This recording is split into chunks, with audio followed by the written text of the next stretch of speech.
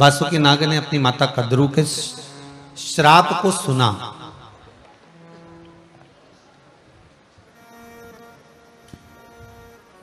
बड़ा दुख हुआ सुनकर। श्राप क्या लगा था? श्राप क्या लगा? श्राप एक लगा। कद्रू ने एक बार अपने पुत्रों से कहा कि जितने भी मेरे ये पुत्र हैं, 1000 मेरे ये बच्चे सर्प की योनि में जो हैं, इनसे मैं इतना चाहती हूं कि वीनता से मेरा द्वेष उत्पन्न हुआ। वीनता से मेरा द्वेष उत्पन्न हुआ। वीनता के 2 बच्चे और कद्रू के 1000। अब इससे मेरा दोष उत्पन्न हुआ है। और विवाद एक बात पर हुआ है कि सूर्य नारायण भगवान के जो घोड़े हैं,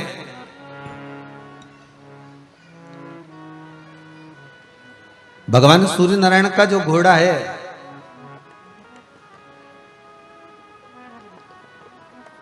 उस घोड़े की जो पूंछ है, बीनता कर रही है कि पूरा घोड़ा सफेद है, और मेरे मुख से निकल गया कि घोड़ा काला है।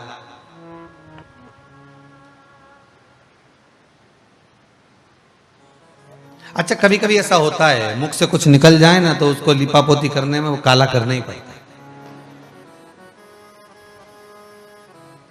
केवल घोड़े की बात नहीं है, अपने भी अगर निकल गया ना एक बार मुख से कि साहब वो ऐसा है और वैसा है, अब उसने कहा हम तो देख के आए, ऐसा माँ तो ऐसा है ही नहीं, अब उसको लिपापोती करने में मालूम पड़े पूरा ही काला करना पड़ता। अब भगवान भी सोचे कि गजब। अब कद्रू ने कह दिया कि वो घोड़े की जो पूंछ है वो काली है, भले घोड़ा सफेद है। कद्रू को नहीं मालूम था कि सफेद है। कद्रू ने कहा सफेद है, बीनता ने कहा सफेद है, पर कद्रू ने अपनी बात रखने के लिए कह दिया कि घोड़े की जो पूंछ है वो काली है। और भीमता ने कह दिया मैं खुद देख कर आई हूं कि जितने घोड़े रथ में लगे सब सफेद, तो उनकी पूंछ भी सफेद। अब इसने कद्रू ने अपने पुत्रों को बुलाया, सारे सांपों को इकट्ठा कर कहा तुम मेरे 1000 पुत्र हो। कल बीनता सुबह सूर्य नारायण भगवान के रथ के घोड़े देखेगी, उसकी जो पूंछ है तुम उससे जाके लिपट जाओ। तुम सब काले, जब लिपट जाओगे दूर से हम देखेंगे तो ऐसा लगेगा कि पूंछ काली। माता ने कह दिया, बच्चे सभा भर दिए। उसमें कुछ बच्चे ऐसे थे जो वीनता से भी स्नेह रखते थे। ये बड़ी माँ है तो वो छोटी माँ तो है ना। तुम्हारे घर में भी ऐसे बच्चे होंगे कि मम्मी कहे कि ऐसा है और तू चाची को ये कुछ मत बोलना, तो चाची को, चाचा को या जेठानी को, बड़ी माँ को कि मत बोलना। छोटी बहू कह देगी तो बड़ी माँ को मत बोलना। तो कई बच्चों का इतना प्रेम होता है कि वो माँ के कमरे में गए और कह दिया बड़ी मम्मी, मम्मी बोल रही थी, तो तुरंत जाके कहा।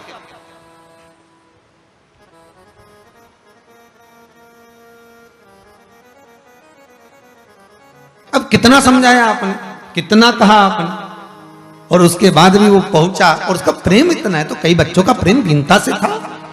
भले वो मां नहीं हो, पर है तो छोटी मां, बड़ी मां का अंतर तो वही है।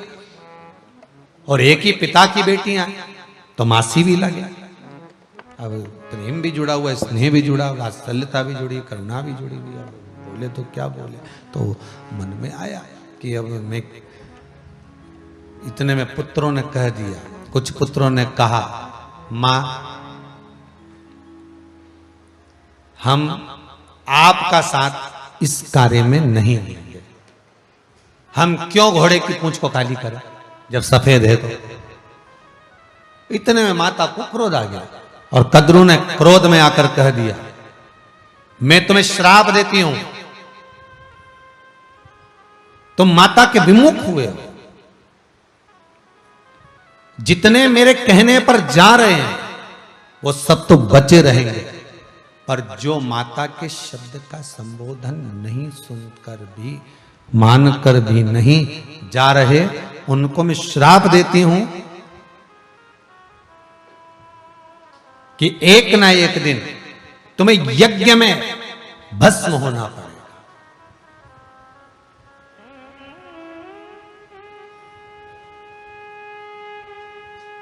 और याद कर लो वो नागदा,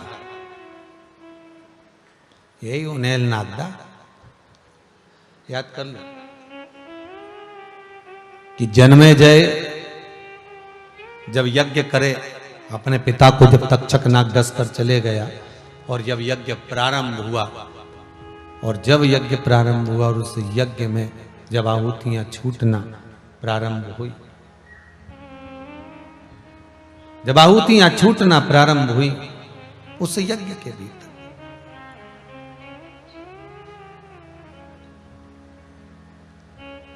जब आहुतियां चलने लगी और आहुतियां जब डाली जा रही थी, काय की आहुति छूट रही थी? सर्प की आहुति। उसमें साकल्य नहीं है, उसमें कोई तिल और जौ नहीं है, उसमें धूप नहीं है, उसमें केवल अगर कुछ है तो सर्प डाले जा रहे थे। सर्पों को पकड़ा जा रहा था, छोड़ा जा रहा था हवन के अंदर। कौन कर रहे थे? राजा बलि। आप कौन कर रहे थे? राजा परीक्षित के पुत्र जन्मेजय सर्पों की आहुतियां दे, सर्प यज्ञ कर रहे।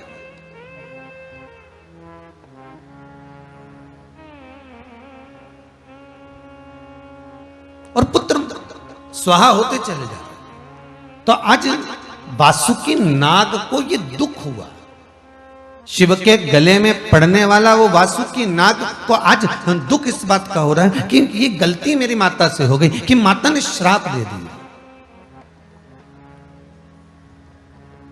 गलती इस बात की हो गई कि माता श्राप दे दी, माता ने श्राप दे दिया कि तुमने मेरा कहना नहीं माना, इसलिए तुम ये अग्नि में तुम्हें पटका जाएगा, तुम स्वाहा हो जाओगे, तुम यज्ञ में भस्म हो जाओगे, तुम विध्वंस हो जाओगे। पर दिल, हृदय दुख गया, हृदय दुखा, नैनों से अश्रु बह रहा है, नैनों से जल बह रहा है, आंखों से आंसू निकल रहे हैं। और वासुकी नाग कोई श्रेष्ठ नहीं लगा। और हुआ क्या था? वही पूंछ को, सूर्य नारायण भगवान की पूंछ से जाकर जो जो सांप लिपट गए थे, पूंछ काली हो गई थी। बीनता ने कहा देखो, कद्रू बोली देखो, सूर्य नारायण भगवान के घोड़े की पूंछ सफेद है कि काली? अब वो जो सफेद पूंछ थी वो तो काली दिखने लगी तुरंत। अभी बड़ा दुख हुआ बीनता को कि मैं तो कल देख के आई थी तो घोड़े तो सफेद थे और पूंछ भी सफेद थी, पर ये रात में क्या हो गया, घोड़ा बदल दिया, तो पूंछ काली कैसे हो गई? तो बीनता को तो नहीं मालूम पड़ा। तो कहा अब तुम्हें मेरी दासी बनना पड़ेगी, शर्त ये लगी है कि तुम्हें मेरी दासी बनना पड़ेगी, तुम मेरी दासी बन जाओ। और बीनता दासी बन गई।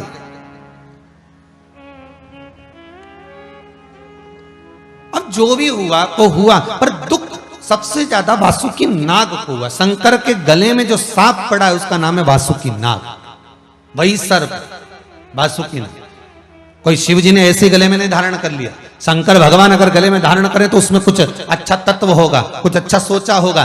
फिर वही बात कहेंगे, बगीचे में बहुत सारे फूल लगे हुए हैं, अगर आप बगीचे में घूमने गए हो और कोई फूल आप तोड़ रहे हो, कोई फूल आप निकाल रहे हो, तो आप कौन सा फूल तोड़ोगे? जो अच्छा लगेगा आपको, जो डाली पर श्रेष्ठ पुष्प होगा, जो अच्छा लग रहा होगा, वही तो पुष्प आप तोड़ोगे, वही तो पुष्प आप निकालोगे, जो तुम्हें अच्छा लग रहा है वो पुष्प। तो शंकर भगवान भी अगर डमरू को रखे तो उसमें कुछ अच्छा होगा, अगर त्रिशूल को रखे तो उसमें कुछ अच्छा होगा, वासुकी नाग को रखे तो कुछ अच्छा होगा। विचार करिएगा। एक कामन विवाह भगवान शंकर ने प्रथम में करे। उमा, कात्यायनी, कुष्मांडा, चंद्रघंटा, स्कंदा, सती, गौरी, महागौरी, ये जो माता के रूप बदल बदल के आए हैं, तो आखिरी में जो रूप टिका, आखिरी में जो स्वरूप माता पार्वती का जो रहा वो अभी तक रहा, फिर कोई रूप नहीं बदला है, एक रूप रह गए। उसका कारण क्या था? कुछ ना कुछ भगवान जो अपने पास में रखे हैं उसमें कुछ श्रेष्ठता होगी।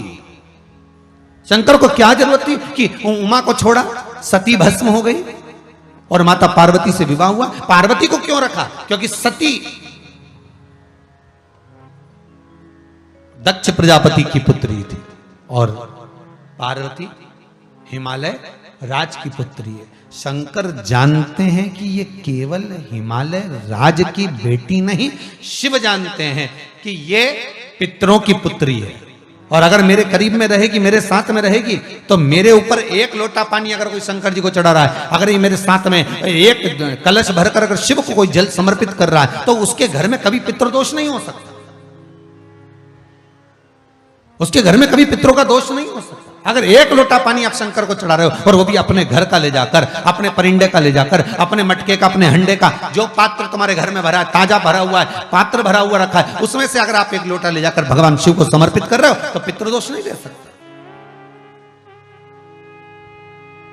फिर कोई कितना भी कह दे तुम्हारे घर में पितृदोष हो, तो अपने मन को भी तो गवारा करे। मैं तो रोज शंकर जी को जल चढ़ाती हूँ, मैं रोज एक लोटा पानी भर कर लेके जाती हूँ, अपने घर से बोतल भर के लेके जाती हूँ, अगर दूर मंदिर है तो बोतल में भर लेती हूँ, लोटा खाली ले जाऊं, उसमें डाल के फिर शिव जी को चढ़ा देती। पर चढ़ाती तो मैं हूं ना, जल तो समर्पित कर रही हूं ना। ये विश्वास आपके भीतर जागृत।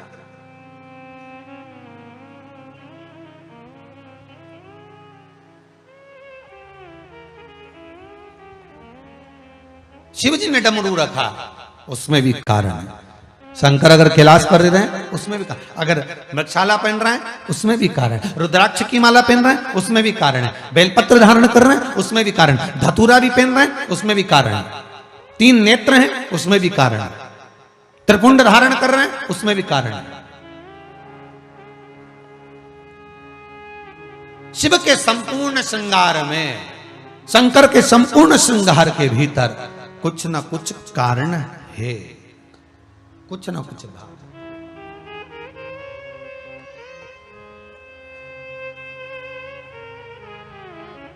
किसी बच्चे से पूछना, क्यों रे बिस्कुट क्यों नहीं खा रहा?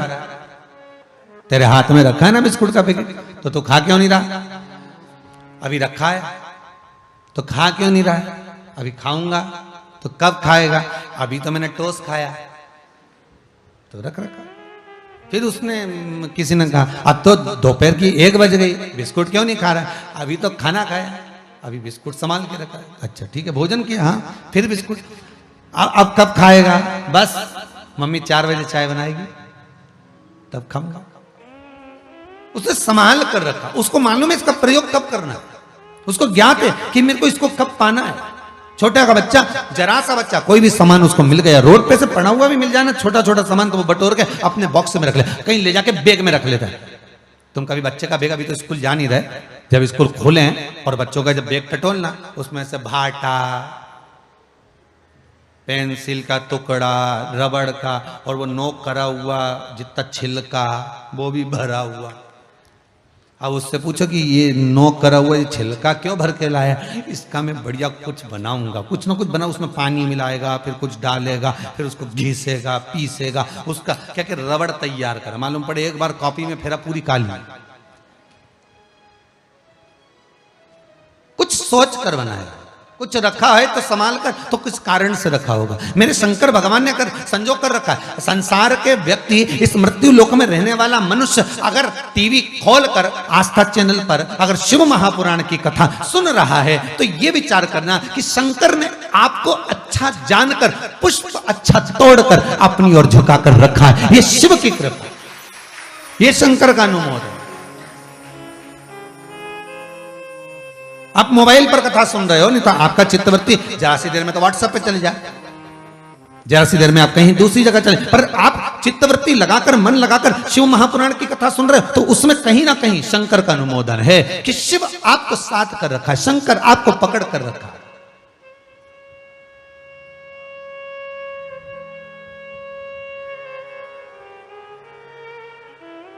पहले के समय में मनुष्य मरता था, आत्मा भटकती थी। बोलो सही है कि गलत है? मनुष्य मरता था, आत्मा भटकती थी। आज के जमाने में आत्मा मरती है, मनुष्य भटक रहा है, उल्टा हो गया। पहले मनुष्य मरता था, आत्मा भटकती थी, क्या उसकी आत्मा भटक रही है, हो। और आज के जमाने में आत्मा मर गई, और मनुष्य भटक रहा है, क्योंकि मन मर चुका है। वो अच्छी जगह लगाना नहीं चाहता, अच्छी जगह लेकर नहीं जाना चाहता। कोई कह दे कि गलत जगह पर चलना है, तुरंत चले जाएगा। कोई कह दे व्यसन में चलना है, चले जाएगा। कोई कहे मांसाहार में, मदिरापान में, वैश्यवृत्ति में, यहाँ वहां जरूर जाएगा। पर कोई कह दे सत्संग में जाना है, कोई कहे इस चित्तवृत्ति को भजन में लगाना है, स्मरण में लगाना है, थोड़ी देर लगकर फिर वो भटक जाएगा। कितनी तैयारी से सुंदरकांड के पाठ में जाते हो, विचार तो करो। तुम्हारे मोहल्ले में सुंदरकांड होता है ना, मंगलवार शनिवार को, कितनी तैयारी से जाते हो। और बढ़िया बिंदी बिंदी लगा लोगों के, और बढ़िया पेंट शर्ट पहन के, और बढ़िया घर पे बोल के गए सुंदरकांड में जा रहा हूं आओ। और जैसे ही पहुंचे और जो पाठ उठाया और जो पढ़ना चालू करा, और किताब पे लिखा था आप चालू करा है तो छोड़ना मत, बीच में मत उठना। उन्हें सबसे पहले पाठ उठाया तो दोहा ही देखा, कितने और बचे हैं।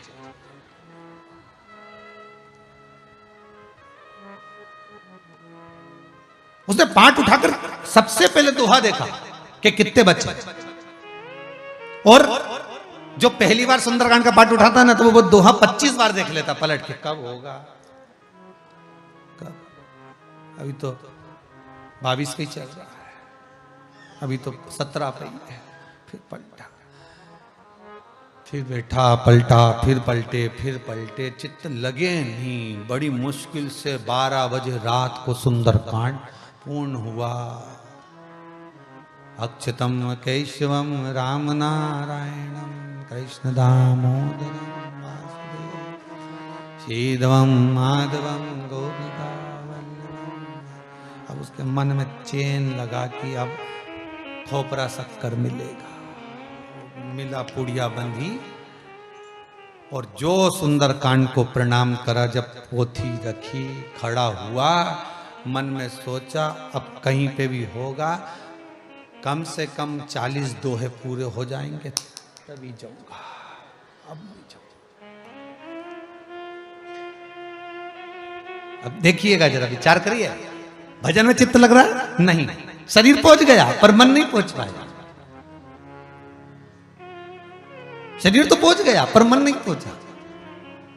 अब जहां भी जाएगा सुंदरकांड में तो पहले 40 दोहे हो जान दो, इसके बाद जाऊंगा, ठीक है। और कहीं पार्टी में जाना हो, रिसेप्शन में जाना हो, शादी के रिसेप्शन में, तो पत्नी से कह देगा पहले ही चलते ना, बाद में पानी पता सही नहीं मिलता, पहले ही चलते। और मालूम पड़े 8 बजे का समय, 7:30 बजे तैयार होके सीधे 8 बजे, 7:15 बजे तो प्रवेश, क्योंकि ज्यादा लेट हो जाएंगे तो खाना अच्छा नहीं मिलेगा। बचे कि नहीं बचे, इनके रिश्तेदार बहुत, इनके संबंधी बहुत, इनका यहाँ कुटुंब कबीला बहुत, और बचा कि नहीं बचा किसको मालूम। तो अपन तो पहले ही पहुंच जाओ, और पहले ही जाते ना दूल्हा बैठा, अरे बोलते जाओ, ना दुल्हन बैठी, ना बेचारा वो BIG सामने आया हाथ जोड़ने वाला दरवाजे पे, कोई खड़े ही नहीं। और उससे पहले तो ये पहुंच गया, और वहां खड़े होके दांत खुजा खुजा के बोले कब चालू करोगा, तुम चालू कब करोगा। तो इतना सारा तो ही गया नहीं, ढेर पड़ जाए नहीं, बताओ। अभी कम से कम 100-150 तो इकट्ठे हो गए, और एकदम चालू करोगे भीड़ बढ़ जाएगी तो कोई बात नहीं। तो लड़के के मासा जी के बोला कि तुम चालू करवा, तो क्या अभी साड़ू भाई तो आया ही नहीं, तो क्या तुम तो चालू करा, तो कह देना कि भाई भीड़ हो रही थी, चालू कर दिया। ना दूल्हा आया, ना बारात गेट पे आई, ना बंदरवाल, ना कुछ ना कुछ, और इनने भोजन चालू कराया। और ये सबसे पहले कोई नहीं आया, उससे पहले सब निपटा निपटू के कुर्सी पे थोड़ी देर बैठा। इसके बाद देखा कि अभी तक बारात के ठिकाने ही नहीं, सब अब तो आई नहीं रही है, हम तो कब से बैठे हैं, छोरा छोरी की ओर देख लेता था, अच्छा था। तो इनने मौसा जी के लिफाफा पकड़ाया, जाए तो जा, खाए पिए जा।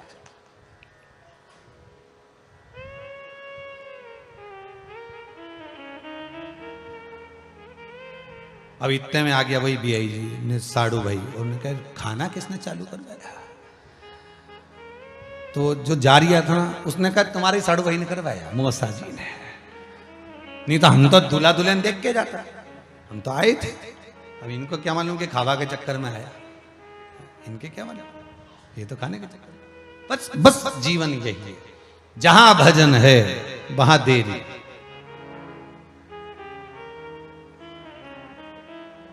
बहुत चतुर चतुर लोग हैं, चिंता ना करिएगा। जब वो आशीष जी यहाँ बोलना चालू करते हैं ना, तो सबको मालूम है इतनी देर तक बोलेंगे,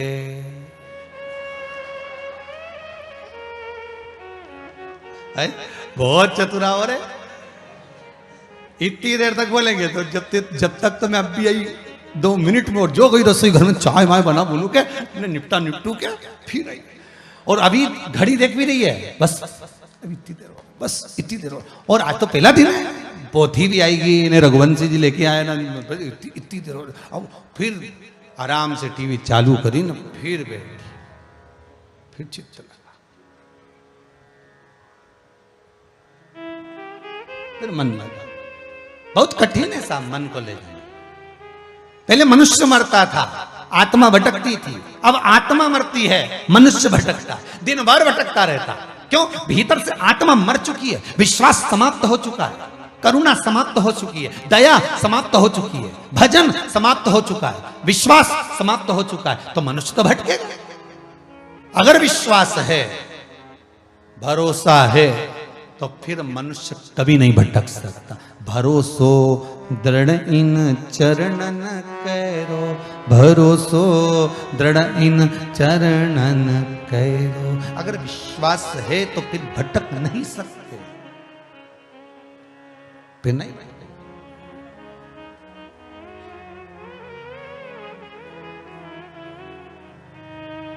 शिव ने अपने करीब में रखा। वासुकी नाग को अगर दुख हुआ है तो वासुकी नाग के दुख होने का कारण केवल इतना सा है, वासुकी नाग के दुख का कारण केवल इतना सा है कि माता ने श्राप गलत दे दिया। आज मेरे मन को ठेस पहुंची है कि माता श्राप दे दी। दया का भाव था वासुकी नाग के भीतर, एक करुणा का भाव था।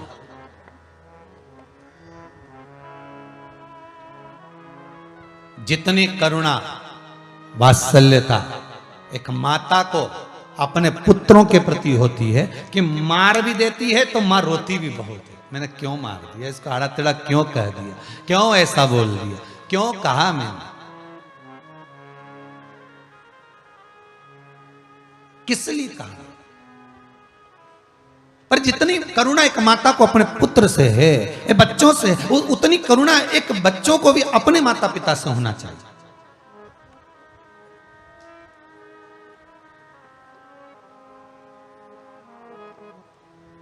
अभी 6 तारीख को,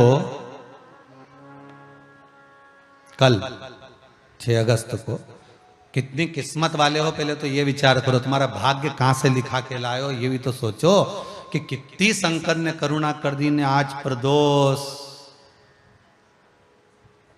कौन सा वार, आज कौन सा वार है, वो भी बृहस्पतिवार की, गुरुवार की, संतान देने वाली प्रदोष।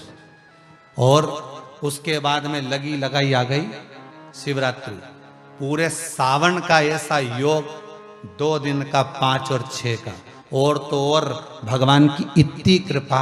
आज वो 5 तारीख जिस दिन मेरे राम जी महाराज के मंदिर की उस नींव को रखा गया, आज वो 5 तारीख। यार विचार करिए, भगवान ने भाग्य देखिए कितना प्रबल बनाया। और जितने लोग कथा सुन रहे हो, शिव महापुराण की कथा को श्रवण कर रहे हो, आपके पावन चरणों को नमन करता हूं। जितने भक्त श्रोता मोबाइल पर, यूट्यूब पर, फेसबुक पर कथा सुन रहे हैं, आपके चरणों को नमन करता हूं। आपके हृदय में बैठे शंकर को नमन करता हूं कि धन्य है आप जैसे साधक, शिव के भगत की प्रदोष, फिर शिवरात्रि। और शिवरात्रि पर भी शंकर का अनुमोदन, घर बैठकर शंकर के शिवलिंग का निर्माण करना, पूजन करना, उसकी चित्त वृत्ति को अपने हृदय में उतारना। किसी ने पूछा, गुरुदेव ये बताओ कि ये ऑनलाइन कथा, ऑनलाइन पूजन करा रहे हो और घर घर में शंकर जी का शिवलिंग का निर्माण करवा रहे हो, उसका कारण क्या है? एक कारण है उसका, अभी आपने 4-8 दिन पहले सुना होगा, एक वो यहाँ का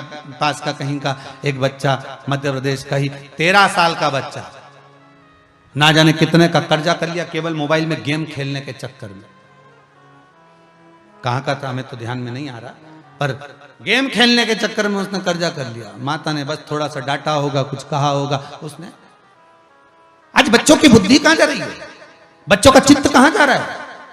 दुनिया के लोगों ने कहा ये ऑनलाइन पूजन का कर्म क्या है? उसका एक कारण है कि घर घर में शंकर का पूजन हो, घर घर में शिवलिंग का निर्माण हो, घर घर में शंकर की पूजन का विधान हो, और घर के बच्चे जब उसको देखें तो उनकी चित्त वृत्ति में माता पिता के साथ बैठकर शंकर का जब पूजन करें तो उनके चित्त में मेरा देवाधिदेव महादेव विराजमान हो। जब घर घर में विराजमान होगा तब सुख का अनुभव हो,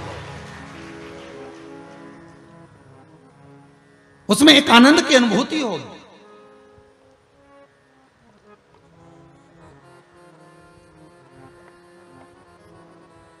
अभी कल कोई आए थे, कहाँ से थे वो, बड़वानी से, तो कह रहे थे गुरुदेव हमने विचार करा है कि हमारा पूरा गांव का लोग, किसी के बनाना आए नहीं आए तो हमारा गांव का लोग 25-30 लोग एक साथ मंदिर में बैठी जाए और शिवलिंग का निर्माण करके और हम पूजन कर लें और हमारा गांव का पंडित जी के बिठा लें। मैंने कहा इससे बढ़कर क्या सौभाग्य होगा, क्यों ना बिठाओ।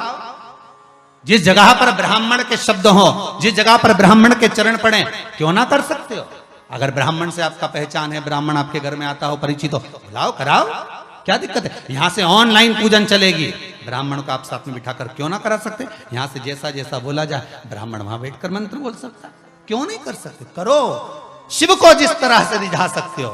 नहीं भी ब्राह्मण मिलता मन से। कोई कहता है हमारे पास में हमको फूल नहीं मिले तो गुलाब का एक केस, फिर हमारा क्या होगा। हमने कहा कुछ नहीं, फूल नहीं है तो अक्षत तो है, लाल फूल नहीं मिलेंगे गुलाब के, सफेद के कोई तो फूल मिलेंगे, बस चंपा के छोड़ देना और केतकी का छोड़ देना, बाकी का सब फूल जो मिल जाए शंकर को चढ़ा देना। कोई के हमको कमल गट्टे नहीं मिले तो किराने की दुकान पे काला कमल गट्टा मिलता है जो हवन में डलता है, नहीं मिले तो चढ़ा। तिल्ली भी मिलती है, काली तिल, ना मिले जो मिल जाए चढ़ा देना, ना मिले उसकी जगह पर अक्षत चढ़ा देना। कई लोग ऐसे हैं जिनके पास में धन नहीं है, पैसा नहीं है, नहीं ला सकते किराने की दुकान पर से, तो उनसे भी निवेदन है, बिल्कुल टेंशन मत लेना। भोला का भगत भगवान है, भोला, बस भोले मन से तुम बस मिट्टी लाकर अभिषेक जरूर कर लेना। अब कोई बोले गुरुजी हमारे पास में सफेद मिट्टी नहीं, तो कोई क्या हमारे यहाँ पीली मिट्टी नहीं, कोई क्या हमारे यहाँ लाल मिट्टी नहीं, तो कोई क्या हमारे यहाँ काली मिट्टी नहीं, तो जो मिट्टी मिल जाए उसको लिया और उसमें बालू रेत मिला। क्या मिलाना है? बालू रेत। क्यों? बालू रेत का प्रमाण कहां लिखा है? तो उठाइए सुंदर नर्मदा पुराण। नर्मदा पुराण में मां नर्मदा जी तब साधना करने के बाद जब ब्रह्मदेव के पास में पहुंची और ब्रह्मा जी के पास में जाकर मां नर्मदा ने विनती करी, नर्मदा जी बोली ब्रह्मदेव के पास जाकर, सुनो ब्रह्मदेव, ब्रह्मा जी बोले, बोलिए क्या बात है नर्मदा जी। नर्मदा जी बोली जितनी गंगा की भक्ति है, जितना गंगा का नाम चलता है, जितना गंगा का पवित्र भाव है, जितना गंगा का स्मरण है, उतना स्मरण इस नर्मदा का होना चाहिए। ब्रह्मा जी बोले दो ब्रह्मा नहीं हो सकते, दो विष्णु नहीं हो सकते भाई, दो ना तो ब्रह्मा होंगे ना विष्णु होंगे, ना दो शिव होंगे, ना दो गंगा होगी। गंगा एक है, एक ही रहेगी। होता है भले नाम बदल लो, लीलाबाई ढेर सारी हो जाए, परंतु लीला तो लीला ही है। अरे बोलो तो सही है कि गलत है? न कमला तो कमला, अब ढेर सारी कमला हो जाए, ढेर सारी लीला हो जाए, अब उसमें कौन सी बात। पर जिसकी जो लीला, जिसकी जो कमला, जिसका जो भेरू, जो बनवारी प्रसाद, उसका वो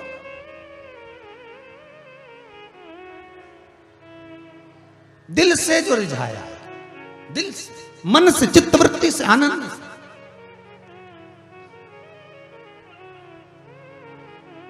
भगवान क्यों ना देगा फिर से? अगर दिल से रिझाया है तो भगवान क्यों ना देगा? क्यों नहीं? देखिए उसको मन से रिझाओगे तो दुनिया की सब वस्तु प्रदान कर देगा। दिल से। अपने बीच में आज कोई माता जी आई थी, कह रही थी गुरुदेव 18 साल तक संतान नहीं हुई गुरुजी, और बाबा की कृपा, शिव महापुराण की ऐसी कृपा हुई कि 18 साल के बाद भगवान ने संतान दी। कहीं बैठी होगी, ये बैठी, खड़ी हो ना बेटी। 18 वर्ष के बाद शंकर ने संतान दे दी। ये कृपा शिव की नहीं तो और किसकी है? जरा विचार करिए।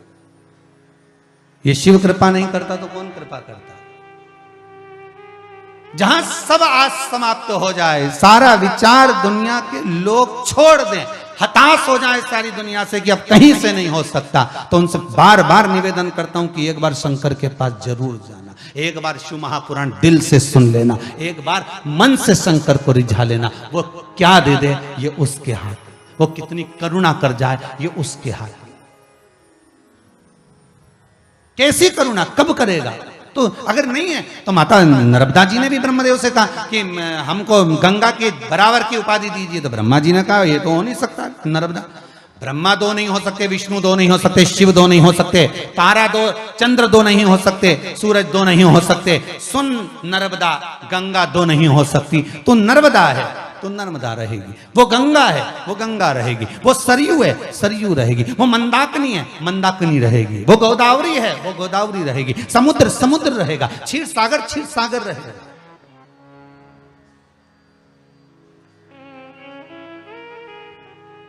उसको कोई नहीं मिटा सकता। नर्मदा जी को क्रोध आ गया, ठीक है अब तो मैं वर लेकर मानूंगा। और नर्मदा जी सीधे काशी चली गई, सीधे काशी नर्मदा जी पहुंच गई। और महाराज काशी में पिलपिला तीर्थ है, आप लोग कभी जाएं काशी के पंडाओं से पूछेंगे पिलपिला तीर्थ कहां है तो बताएंगे। काशी में पिलपिला तीर्थ पर नर्मदा जी पहुंच गई और गंगा की बालू रेत को नर्मदा जी ने उठा लिया और उठाकर मट्टी में मिलाकर शिवलिंग का निर्माण कर कर नर्मदा जी ने अनुष्ठान करना प्रारंभ करा। कई लोग पूछते हैं महाराज जी ये पार्थिव शिवलिंग का निर्माण करना कहां से प्रारंभ हुआ? क्यों भैया, ये मां नर्मदा खुद कर रही है। राम जी महाराज ने कौन सा शिवलिंग लेकर आए थे? उन्होंने भी तो पार्थिव बनाया था। भगवान कृष्ण के यहां जब बच्चे नहीं हुए तब स्वयं गर्गाचार्य बाबा से पूछकर शिवलिंग का निर्माण किया।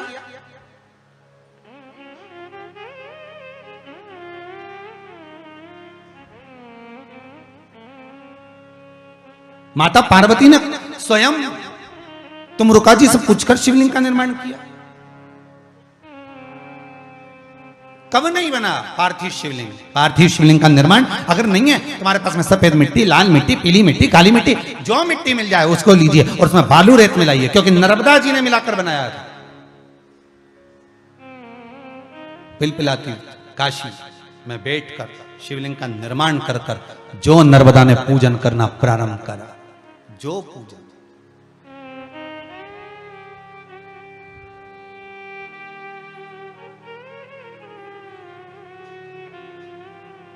और नर्मदा जी ने जब आराधना करना प्रारंभ करा, ऐसी तप साधना नर्मदा जी ने करी, ऐसी तप साधना करी कि गंगा स्वयं, काशी की गंगा नर्मदा जी के लिए पंखा झेल रही है, पंखा झेल रही है गंगा जी। नर्मदा जी की तप साधना शिव महापुराण की कथा कहती है, जब कोई व्रत करे, एकादशी, सोमवार, मंगलवार, बुधवार, गुरुवार, शुक्रवार, शनिवार, प्रदोष, शिवरात्रि आदि कोई व्रत करे, कोई किसी भी तरह का व्रत करे, कोई तीज, बड़ी तीज, छोटी तीज, चतुर्थी, पंचमी, कोई व्रत करे, तो यहाँ कितना सुंदर संवाद कहा कि नर्मदा जी तप कर रही हैं तो गंगा जी पंखा झेल रही है। शास्त्र कहता है अगर कोई व्रत कर रहा है, तप साधना कर रहा है, भजन में डूबा हुआ है, भगवान की सेवा में डूबा हुआ है, भगवान की चाकरी में डूबा हुआ है, शिव महापुराण कथा सुनने में डूबा हुआ है, तो निवेदन है उसको अर्चन देने की जगह बन सके तो प्रयास करना है। पूछ लेना, मम्मी आप ठाकुर जी की सेवा कर रही हो? मम्मी आप ठाकुर जी से लाड़ लड़ा रही हो? मम्मी आप अभिषेक कर रही हो? मैं क्या सामान लाकर दे दूं आपको, बताओ कुछ लाना है क्या? उपत कर पूछो कि कुछ लाकर दे दूं मैं आपको।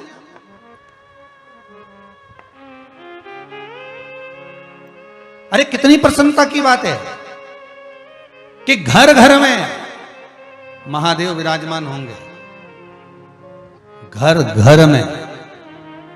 पूरे इंदौर में, मारोठा में सामान मिलना बंद हो गया, इतना सामान लोग लेके गए।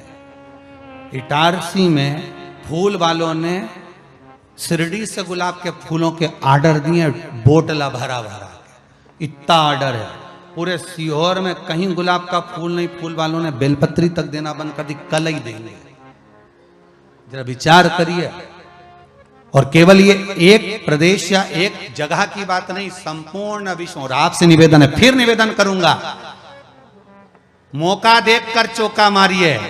सावन का महीना, शिवरात्रि का दिन, 6:28 पर शिवरात्रि लगेगी। शाम को 7 बजे एक साथ अपने पति, बच्चे, तीसरी लहर का भी प्रकोप थोड़ा थोड़ा सा दिखा रहे हैं, टीवी में बता रहे हैं कि तीसरी लहर आने की चल रही है। निवेदन है शंकर का ऐसा भजन करना कि बड़ी मुश्किल से अब व्यापार चालू हुआ है, बड़ी मुश्किल से फिर लोग सेटल हुए हैं। हे देवादिदेव महादेव, ये तीसरी लहर को तीसरी आंख में ही भर दीजिए, ऐसी कृपा। तो एक एक घर का सब सदस्य, पति को भी कह दो, पहले लॉकडाउन था ना, दुकान बंद थी ना, जल्दी बंद करवाती थी ना गवर्नमेंट, 6 बजे बंद करवाती थी ना, तो एक दिन जरा टाइम पर आओ। एक दिन की बोल रही हूं, रोज की नहीं। रोज के तुम भले 9:30 पे आओ, 10 आओ, हमें कोई दिक्कत नहीं, पर एक दिन 6 बजे बंद करो और आओ 7 बजे अनुष्ठान में बैठो, अभिषेक में बैठो और भगवान शंकर को जल दूध चढ़ाकर समर्पित कर कर काली मिर्ची एक समर्पित करो। क्योंकि मैं चाहती हूं कि मेरा सौभाग्य अमर हो, बहन चाहती है मेरा भाई अमर हो, भाई चाहता है कि मेरी बहन का सौभाग्य अमर हो, घर का एक एक सदस्य सुखी रहे, फिर दुख ना हो, तकलीफ ना हो, कष्ट ना हो। कह तो सकते हो 1 घंटे में कौन से ज्यादा व्यापार चल जाएगा, 1 घंटे में कौन सी दुकान ज्यादा चल जाएगी, 1 घंटे में कितने ग्राहक आ जाएंगे, कितना चल जाएगा। और 1 घंटा 7 बजे से 8 बजे तक दुकान मंगल करके आइए, अभिषेक में बैठिए, पूजन करिए। 6 बजे ही मंगल कर दो, कोई जरूर नहीं, समझना हो गया होगा, बंद करा। स्मरण करिए, शिवलिंग का निर्माण करिए, पूजन करिए और शंकर भगवान का अनुमोदन करिए। उस शिव को अपने हृदय तत्व में बिठाने का प्रयास करिए। विश्वास है मुझे, शिवरात्रि का दिन है, मेरा बाबा श्रावण की शिवरात्रि है, खाली तो नहीं छोड़ेगा। जिसके घर में महा आप निकालिए,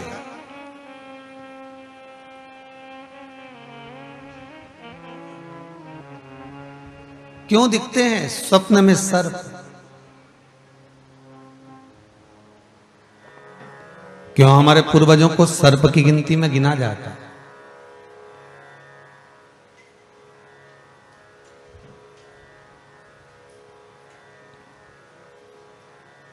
क्यों सर्प को मारने वाले को मनुष्य देह प्राप्त होने में हजारों वर्ष तप करना पड़ता है, तब जाकर कहते 84 लाख योनियां मनुष्य को मिली है, पर मानव की देह आखिरी है, पर वो आखिरी देह तक पहुंच ही नहीं पाता, फिर जन्म लेना पड़ता है, फिर किसी योनि में, फिर किसी योनि में, फिर किसी योनि में पढ़ना पड़ता है, बारंबार पढ़ना पड़ रहा है, बारंबार जन्म लेना पड़ रहा है, बारंबार जाना पड़ रहा है।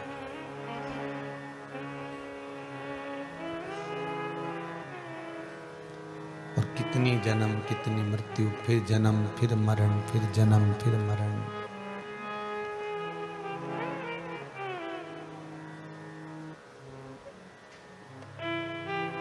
स्वप्न में सर्प दिख रहा है,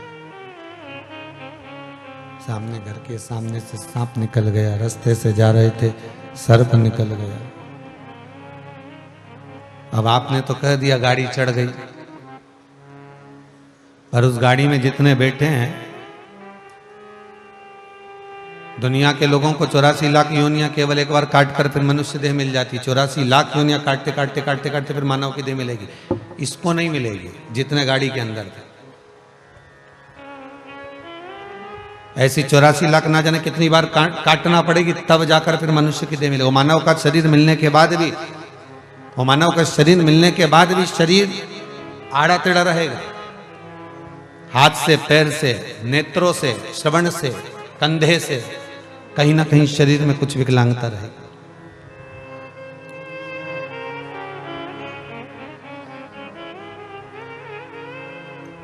छुड़वा दिए, आ जाओ, ले जाओ, इसको पकड़ कर ले जाओ, इसको कहीं दूर छोड़ देना, मारना नहीं हो, इतना तो कह सकते हो। फिर वो कुछ भी करे वो उसकी मर्जी, पर आप घर से जब जीव निकल गया, सर्प निकल गया और आपने कह दिया इसको मारना नहीं हो, इसको ले जाओ, छोड़ दो।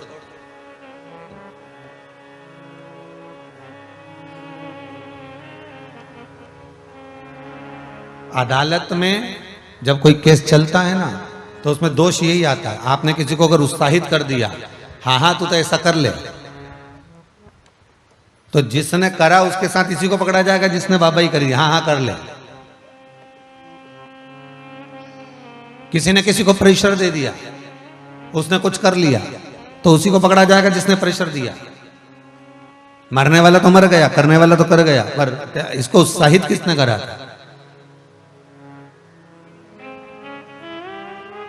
किसी ने कोई बेकार कर्म करने जा रहा है, उसको रोक भी दिया, तो उसका भी एक सुख है अदालत के अंदर, हाँ ठीक है इसने कुछ ज्ञान की बात कही, इसको ठीक है, इसको छोड़ा जाए। पर सामने भवन में, घर में, परिवार में, कहीं खेत खलियान में कहीं दिख भी गया सर, और आपने कह दिया ले जाओ इसको मार दो, नहीं नहीं नहीं, इसको ले जाओ पकड़ कर, मारना नहीं हो, बस इतना तो कह सकते कि इसको मृत्यु ना दीजिए।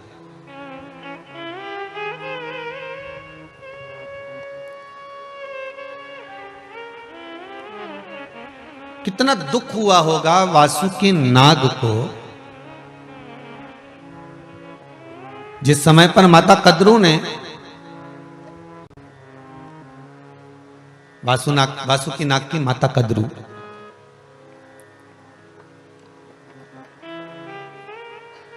जिसमें वासुकी नाग की माता कद्रू ने अपने पुत्रों से कहा वीनता के चक्कर में कि पुत्रों सुनो, कश्यप ऋषि की 17 धर्म पत्नियां, उसमें से मूल थी कद्रू और वीनता। दक्ष प्रजापति ने अपनी बेटी विहाई थी कश्यप बाबा।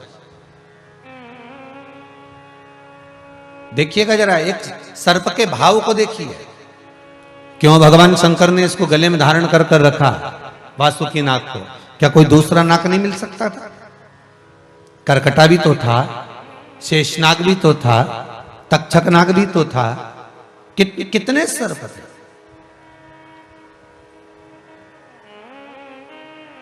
पर वासुकी को धारण करने का शिव के पास सबसे मूल है कि आपका विश्वास और आपके हृदय की निर्मलता। शंकर का मूल, सबसे मूल तत्व है उसकी निर्मलता। भगवान को एक नाम से पुकारा जाता है, भोला। क्या कहते हैं शिव को? भोला। भोला का मतलब क्या होता है? उसके भीतर का भोलापन। आवाज थोड़ा बड़ा ही रिटर्न, उसका भोलापन। भोला का मतलब होता है निर्मल, इसके भीतर पाप नहीं, इसके भीतर कपट नहीं।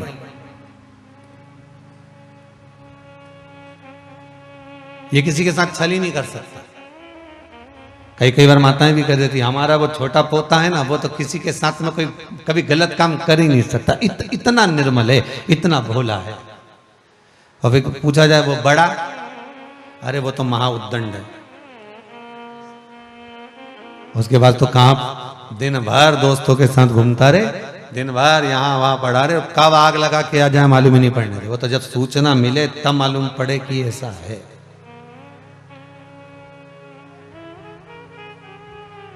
कई बार कहने में आ जाता है कि इसमें उद्दंडता है और इसमें भोलापन है। ये बहुत भोला है, इसके भीतर पाप नहीं है, इसके भीतर कपट नहीं, इसके भीतर छल नहीं, इसके भीतर बेईमानी नहीं, इसके भीतर प्रपंच नहीं। और शिव महापुराण की कथा कही ये रही है, शिव महापुराण की कथा वर्णन भी यही कर रही है कि आपके भीतर अगर कपट है, आपके भीतर अगर छल है, आपके भीतर अगर बेईमानी है, आपके भीतर अगर प्रपंच है, तो तुम शिव के कितनी भी भक्ति कर लो, शंकर प्रसन्न नहीं हो। शंकर को सबसे ज्यादा प्रियता भोलेपन में।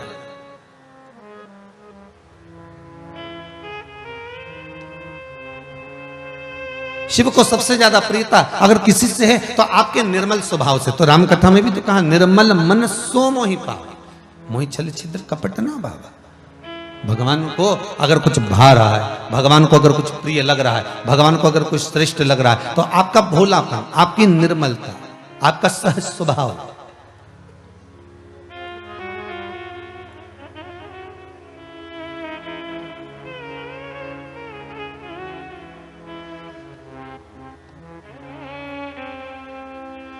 और जितना व्यक्ति भोला हो, निर्मल हो, भोले का कौन?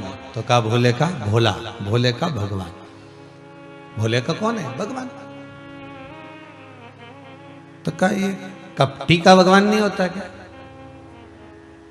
जिसके भीतर कपट होता है उसका भगवान नहीं होता क्या? होता है। उसका भी होता है, और छल करने वाले का उसका भी होता है, झूठ बोलने वाले का उसका भी, प्रपंच करने वाला का भी, बेईमानी करने वाला का भी, सबका होता है। भगवान तो सबका।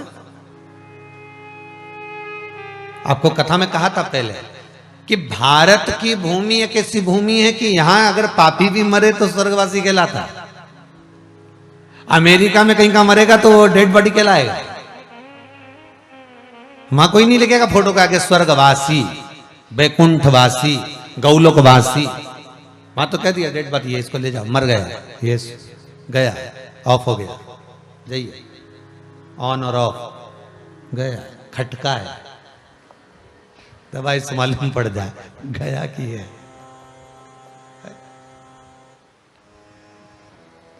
कहीं विदेशों में जाकर अगर कोई मरा तो वह कोई नहीं कहेगा कि ये स्वर्गवासी है, ये तो मर गया है, ये तो गया, ऑफ हो गया, डेड बॉडी।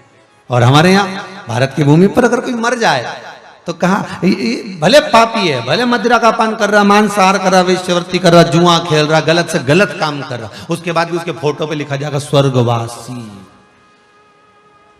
कितना गंदा काम करके मरा, गलत काम करके मरा, इसके बाद भी लिख दिया स्वर्गवासी। उसका कारण केवल एक है, क्योंकि भारत की भूमि एक ऐसी भूमि है, ये पृथ्वी एक ऐसी है, भारत की धरा एक ऐसी है, ये भारत की भूमि की रज ऐसी है कि यहाँ संत, साधु, सन्यासी, तपस्वी, साधक, उपासक, ब्राह्मण, गुरुजन और परमात्मा और सारे तीर्थ, सारी नदियां, सारे सरोवर, सारे कुंड, सारे तालाब इसी भारत की भूमि पर आकर विराजमान हो गए। क्यों? इस भारत की धरा पर कहीं से भी निकलोगे, हर कंकर में शंकर समाया हुआ है। इस भारत की धरा में कहीं से भी निकलोगे, हर कंकर में गंगा का जल है। इस भारत की भूमि पर कहीं से भी निकलोगे, कहीं नर्मदा, कहीं सरयू, कहीं मंदाकिनी, कहीं गंगा, कहीं ना कहीं उसको छू रही है, उसको स्पर्श कर रही है।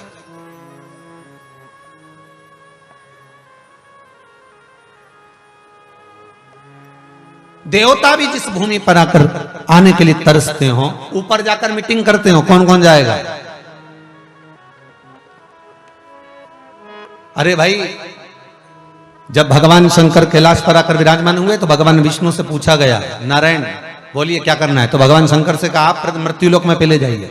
देवलोक हमारे पास, बैकुंठ लोक हमारे पास, ब्रह्मलोक हमारे पास, इंद्रलोक हमारे पास, नागलोक हमारे पास, ये लोक हमारे, तो तुम्हारे पास में मृत्युलोक, आप मृत्युलोक में जाओ। तो सारे देवताओं ने विचार करा कि हम भी मृत्युलोक में जाएंगे। तो भगवान ने कहा चलो ठीक है, अगर मैं जा रहा हूं तो सब चलो। तो 33 कोटि देवताओं ने विचार करा कि हम भी जाएंगे। अब सारे देवता इकट्ठे हो गए और जाने के लिए तैयारी करने लगे। जितने खास खास देवता थे सब बस गए मृत्युलोक में। कोई वृक्ष बन गया, कोई लता बन गई, कोई पत्र बन गया, कोई पक्षी बन गया, और बाकी के देवता बच गए। अब इन्होंने विचार करा कि अब अपन क्या करें, अब अपन क्या करें, अपन को भी जाना है। तो भगवान ने कहा एक काम करो कि रज बन जाओ। इस मृत्यु लोक में भारत की भूमि पर जितनी भारत की भूमि है, ये भारत की जो धरा है, ये जो भारत की रज है, इसके कण कण में 33 कोटि देवता समाये हैं। इसलिए उसका जब स्पर्श होता है तो पापी से पापी मरने वाला भी स्वर्गवासी बन जाता है, वैकुंठवासी बन जाता है, गौलोकवासी बन जाता है। ये वो धरा है जहां का कंकर भी शंकर कहलाने लगता है। ये वो धरा।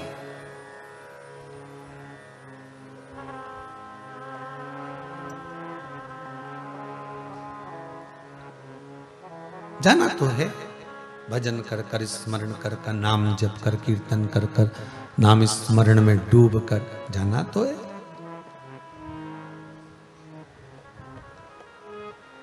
पर भगवान को भोले प्रिय, भगवान को जरा भोला भोला भगत भगवान को प्रिय है ही, अति प्रिय। एक कथा कहीं कहीं अपन श्रवण करें हैं कि एक भगत, एक चोर चोरी करने गया, उसके पास में कोई वस्तु चढ़ने की नहीं मिली।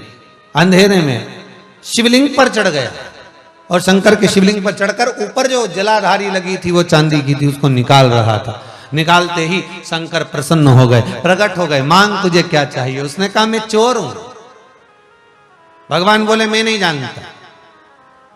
तो चोर ने पूछा आप प्रसन्न कैसे हो गए, आप प्रकट कैसे हो गए? शंकर भगवान बोले दुनिया के लोग जल चढ़ाए, धतूरा चढ़ाए, फूल चढ़ाए, तू तो पूरा ही चढ़ गया। अब प्रसन्न नहीं हो तो क्या करूं, तू बता। इतनी प्रसन्नता मुझे कि तू पूरा चढ़ गया, आज तक कोई नहीं चढ़ा, ने तू चढ़ा। तो इसका मतलब ये तो नहीं है कि तुम भी चढ़ जा।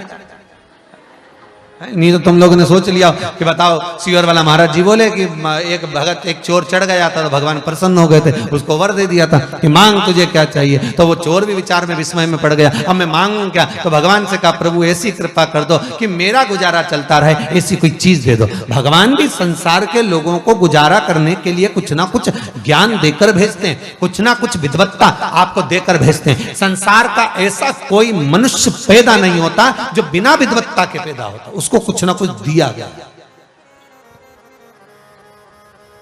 और जिसके शरीर में भगवान कुछ ना कुछ विकलांगता दे देते उसको दुगनी विद्वत्ता दे देते,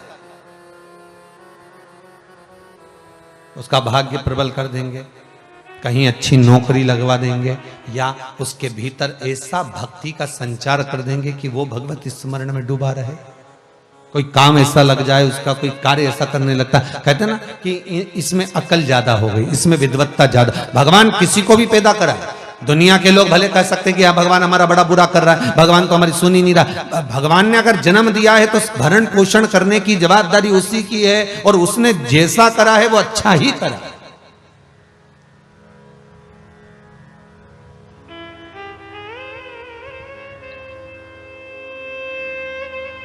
अरे वो एक कहानी बहुत पहले पढ़ी थी, आप लोगों ने भी पढ़ी होगी, आपको भी याद होगा, अगर पढ़ी होगी तो ध्यान में होगा कि एक राजा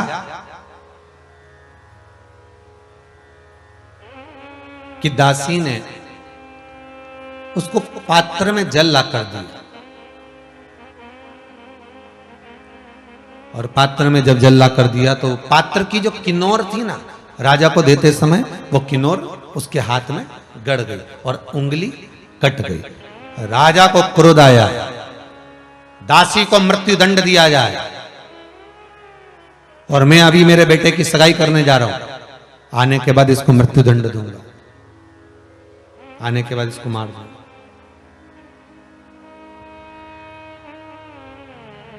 ठीक है, दासी की आंख में अश्रु थे, रो रही है। उसने महामंत्री से कहा, मंत्री जी मैंने कोई दोष नहीं करा। राजा ने हाथ में कलश झेला, उंगली कट गई, अब उसमें मेरा क्या दोष है, आप बताइए। महामंत्री ने कहा आपका तो कोई दोष है ही नहीं, आपका कोई दोष नहीं।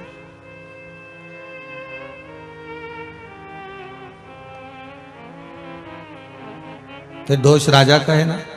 महामंत्री जी ने कहा राजा का भी दोष नहीं, दोष तो पात्र का है, जिसमें इतनी किन्नौर थी। राजभवन में पात्र होना ही नहीं चाहिए जिसमें इतनी किन्नौर है, जिससे उसके उंगली कट गई, हाथ कट गया, ऐसे किन्नौर वाला पात्र रखना ही नहीं था।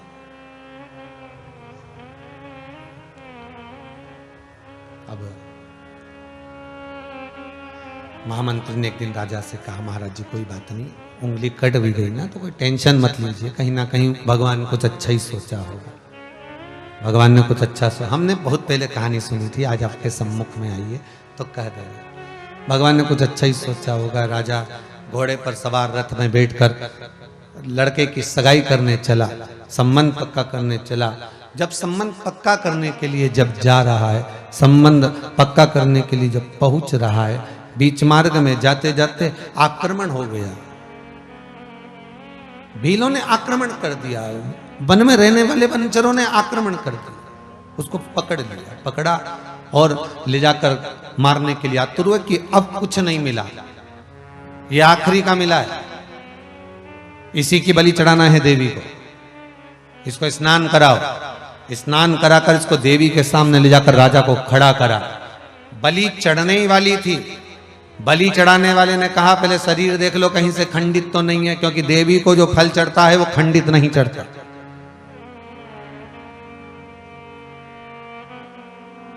इसको खड़ा करा तो इसका शरीर देखा तो उंगली कटी हुई थी। हुजूर सरकार, इसकी तो उंगली कटी है, इसकी बलि नहीं चढ़ सकती, छोड़ दो इसको। उसको छोड़ दिया। राजा अपने नगर में पहुंचा तो दासी को तो छोड़ दिया, महामंत्री से कहा तूने कहा था भगवान जो करता है सब अच्छा करता है, अगर उंगली भी कटी है, परमात्मा जो कर रहा है सब अच्छा कर रहा है, अगर उंगली भी कटी है तो उसमें कुछ ना कुछ हमारा अच्छा हुआ होगा, परमात्मा ने कुछ सोचा होगा।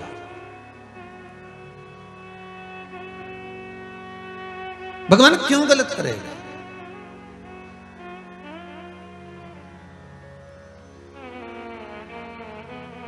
परमात्मा कभी किसी का अहित नहीं करता। हमारे कर्म, फिर वही बात आ गई, ईश्वर आपको माफ कर सकता है पर कर्म माफ नहीं करेगा। मत बुरे कर्म कर बंदे वरना पछताएगा, भगवान की आंखों से तू बच नहीं पाएगा, तू बच नहीं पाएगा। हमारे कर्म कभी हमको माफ नहीं करते।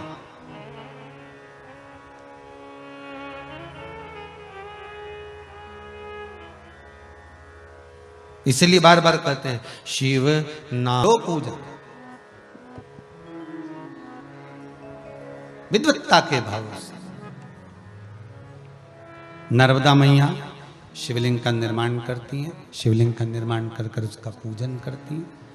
और नर्मदा जी जब शिवलिंग का निर्माण कर कर पूजन करती तो गंगा मैया उनका पंखा झेलती।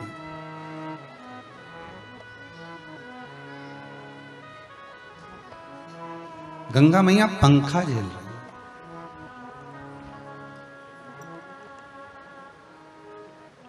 ध्यान दीजिएगा, कोई सेवा में लगा हो,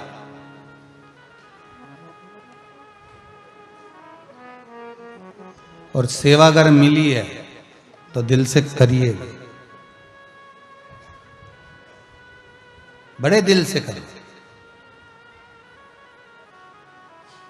मम्मी ने बोल दिया कि बेटा जरा सा अंदर से थाली ला दे, भगवान का स्नान कराना है, सेवा मिली है ना, पहला काम जाइए लाकर दीजिए। 16 सोमवार की कथा कहती है, आप लोगों ने जिन जिन ने संकट सोमवार 16 सोमवार करे होंगे उनको मालूम होगा कि रानी से कहा गया था कि शंकर जी के पूजन की तैयारी कर दे। बोलो पढ़ी कि नहीं पढ़ी? सबने पढ़ी है नहीं? रानी ने किससे कह दिया? दासी से। दासी पूजन का सामान लाके रख दी, पूजन हो भी गई बहुत अच्छे से, पर कहा किससे था? रानी से। अब राजा को स्वप्न मिला, 16 सोमवार की कथा, धक्के देकर रानी को महल से निकाल दिया, जगह जगह का धक्का खाती रही।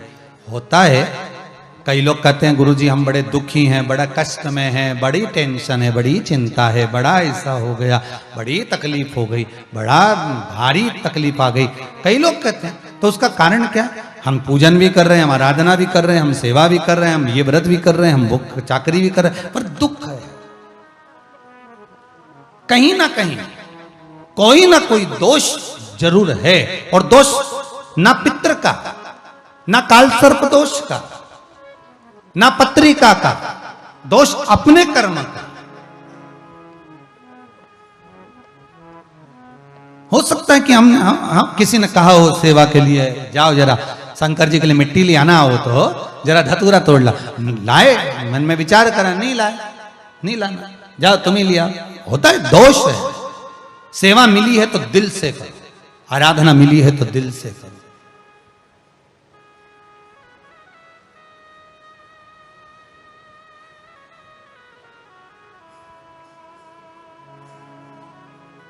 अपने हृदय चित्त से, अपने मन से।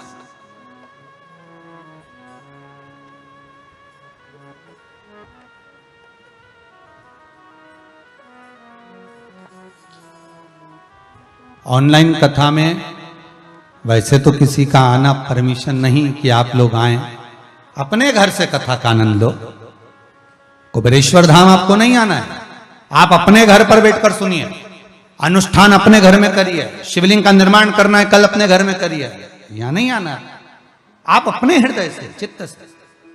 बीच में एक बार चंडीगढ़ का अग्रवाल परिवार जब ऑनलाइन कथा कराया, आप सबने श्रवण भी करी, और उसमें वो फ्लाइट से यहाँ जब पहुंचे, वो इंदौर से फिर यहाँ जब आए तो हमने कहा क्यों आए, किस लिए आए? कहे बस 2 दिन के लिए आए हैं, और आने का कारण केवल इतना है कि यहाँ कोई आया हो और उसकी थाली भी अगर हमको मिल जाए साफ करने के लिए तो जिंदगी। जिसका बेटा सीए, जिसका बेटा इंजीनियर, विदेश में सब कुछ अच्छा, खूब भगवान की कृपा, धन दौलत संपदा, वो के थोड़ी सी सेवा 2 दिन की, रघुवंशी परिवार आया, हमने सबसे पहले इनको एक ही बात कही, यहां अगर आए हो, कथा के यजमान बने हो, अपनी माता जी के साथ आप आए हो, तो सेवा मूल, इस भूमि पर सेवा कर कर जाना, और उसका जो फल होगा वो शंकर क्या देता है कि अभी एक कथा के यजमान बने हो, भोलेनाथ चाहेगा तो ना जाने कितनी कथा के यजमान बना देगा। ये उसके ऊपर, यहां आयो सेवा का मूल तत्व है, मूल तत्व करो जी। 16 सोमवार की कथा कहती है, संकट सोमवार की कथा कहती है। रानी ने दासी से कहा, दासी ने लाकर पूजन का सामान रख दिया, दासी क्यों ना लाएगी, दासी हो, कहोगे तो दुनिया का काम होगा। पहले भी कहा, आज फिर कहते हैं, 3 काम घर की बहू, घर की नारी को करना चाहिए। पहला, रोटी कोई बनाए, सब्जी आपको बनाना चाहिए, दाल भाजी आपको बनाना चाहिए। दूसरा, दूध की थैली आए, बोतल आए, या दूध का पैकेट आए, या बाजार का दूध देने वाला आए, सबसे पहले उसको हाथ में नारी को झेलना चाहिए। दूध हाथ झेले तो पूत पालना झेले। महाराज, शास्त्र की रीति,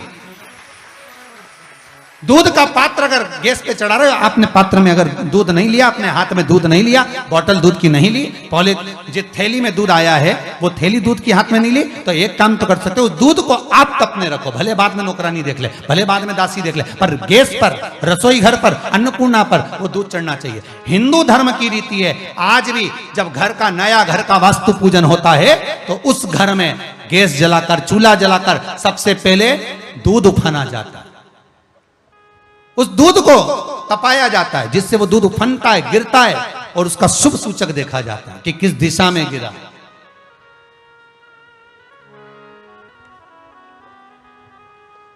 वो शुभ सूचक देखा। दूध पूत बढ़ाता है।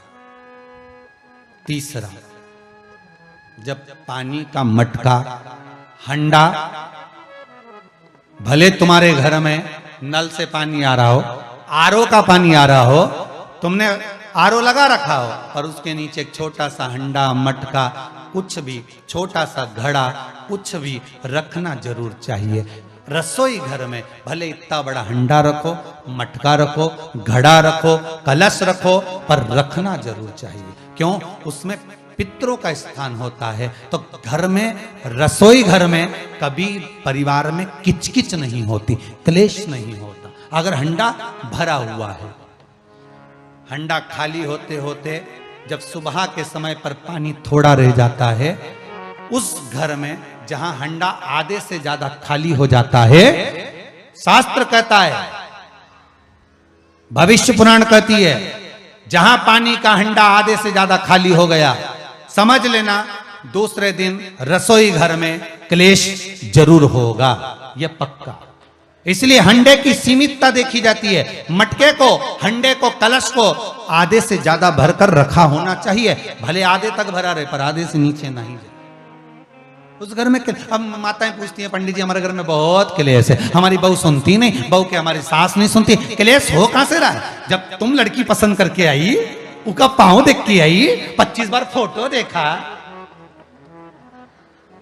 अपनी रकम तोड़वा के बहू को सोने की रकम चढ़वा दी, खुद ने अच्छी साड़ी नहीं पहनी, 10-10 हजार का सूट चढ़ा दिया, चुन्नी बेस, डब्बा दिया तैयार होने का, चप्पल दी नाप की, चूड़ी का नाप मंगवाया, इतना प्रेम, और घर पे आके जगदम्बा हो गई। कारण क्या है? इतना क्लेश कहां से आ गया? जब तुमने पसंद करी, तुमने देखी, लड़की वालों ने यहां देखा, लड़के वालों ने वहां देखा, जब एक दूसरे को देख के सब बात हुई है, संबंध हुआ, रात भर बात चली, फिर क्या हो गया? यहां तो रोज फोन लगाती थी, मम्मी ये वाली साड़ी तैयार कर लो, हाँ बेटा कर ले, ऐसी बात सास और बहू में चले, चूड़ी का नाप भेज दीजिए, चोली का नाप भेज देना, और मैंने डब्बा तैयार कर लिया है, मैंने वीडियो कॉल में दिखाया, देख ले, यही है, चप्पल भी लिए, ये भी लिया, चोटी भी ली, गजरा भी लिया, दुनिया का सामान लिया, शादी करी ने 2-3 लाख रुपए तो गार्डन में खर्च कर दिए, ने लोगों के खूब चटाया, 2-3 लाख रुपए खाने में खर्च कर दिए, गिफ्ट भी दिया मेहमानों को। जब इतना खर्च करा, इतनी जोरदार बातचीत थी, फिर आखिर साल 2 साल में ऐसा क्या हो जाए कि ये जगदम्बा ने ये कात्यायनी हो जाए? कारण क्या है? वो कारण तो ढूंढो। अरे बोलो तो सही है कि नहीं है? कारण तो ढूंढो कि कारण क्या है ऐसा, कि क्या कारण हो गया। अब दोष दे नहीं कि माँ ने सिखा दिया होगा, और वो दोष दे तुम तो अपनी माँ के ही हो, हमारी तो सुनो ही नहीं। अब वो इधर दोष, वो उधर दोष दे। ये दोष देने से कुछ नहीं हो, अपने कर्मों का दोष देखो। ने जरूर झांक कर देखना कि सवेरे सवेरे कहीं हंडा खाली तो नहीं मिल रहा है, पूरा नीचे तक तो नहीं चले गया, आधे से नीचे तो नहीं हो गया। मतलब घर में दूसरे दिन क्लेश तो होना ही है, भले कटोरी के चक्कर में, पानी के चक्कर में, रसोई घर के चक्कर में, रोटी के चक्कर में, चाहे दिन भर में कभी भी होगा, पर 24 घंटे में क्लेश होगा, वो पक्का है।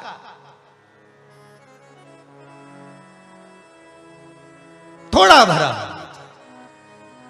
क्यों भर कर रखा जाता है मटका? क्यों भर कर रखते हैं हंडा? क्यों कहा जाता है कि जिस समय वास्तु पूजन होता है, पितरों के लिए पूजन करी जाती है, तो हंडा भरा जाता है, नया कोरा मटका, नया हंडा वास्तु पूजन में भरा जाता है। क्यों? और जब पंडित जी सिर पे मंगवाते हैं, नारी भर कर लाती है, गृह प्रवेश होता है, भरा हुआ मटका, खाली नहीं, भरा।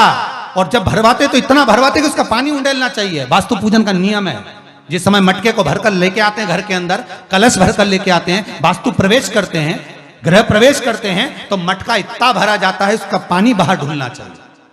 और जब लेकर आए तो झलकता हुआ पानी होना चाहिए। नारियल रखे, आम का पत्ता रखे तो पानी गिरता रहे। पर माताएं तो अपने फैशन में नहीं, डेंटिंग पेंटिंग कराए तो पानी गिर जाए तो वही नाराज हो जाए। बेचारा पंडित जी की हालत खराब कर कि तुमने इतना पानी क्यों भरा, कम नहीं भर सकता था हमारा पूरा।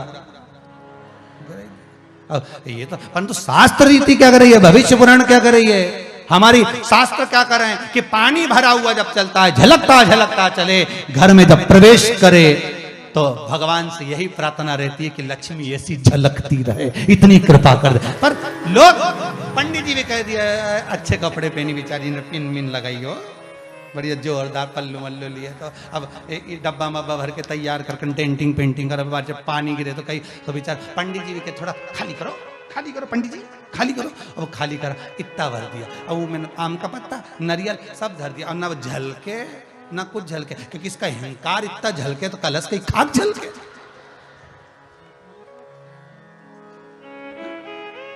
ये तो गृह प्रवेश कर रही तो अपने आप को ऐसी समझ रही कि महारा बराबर कोई नहीं बनाया, ऐसी, और ऊपर से के फोटो खींचना। अभी इसका अहंकार इतना झलके तो कलश के खाक झलके। अब जो झलकना वो तो झलका ही नहीं, न झुमका झलका है, और कहा मतलब का झलका है, सो झलके सो।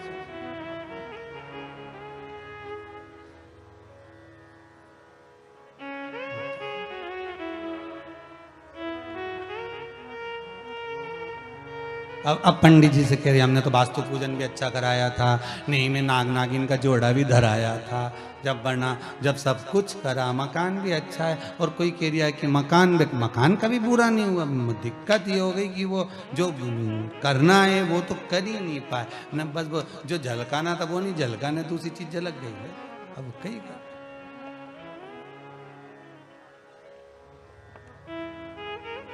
अब विचार करें, अब क्या करें,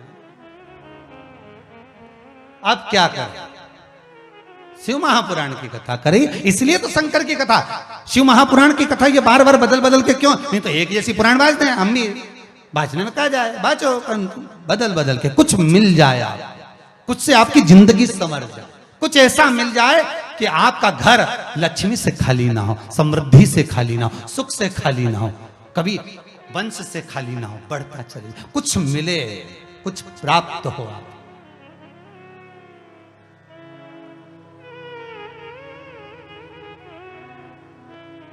और कितनी प्रसन्नता है, पूरा विश्व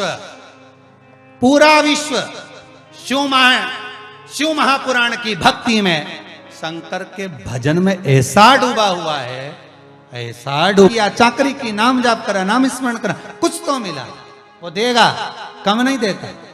आज कोई मिला था भैया, एक मिले थे, कहीं आए थे, जजमान की कोई परिचित थे, वो कह रहे थे गुरुदेव 60 लाख का कर्जा था, 1 रुपया भी नहीं दिया। बाबा ने ऐसी चाकरी सेवा करवाई, सब चूक गए। वो देने वाला जब देता है छप्पर फाड़ कर देता है। बस निवेदन है उसका प्रयोग, उसका उपयोग सावधान। बैठा होगा कहीं, बैठा, ये बैठा, खड़े होते हैं, खुश होकर आए। 60 लाख का कर्जा था, बाबा ने सब चुकवा दिया।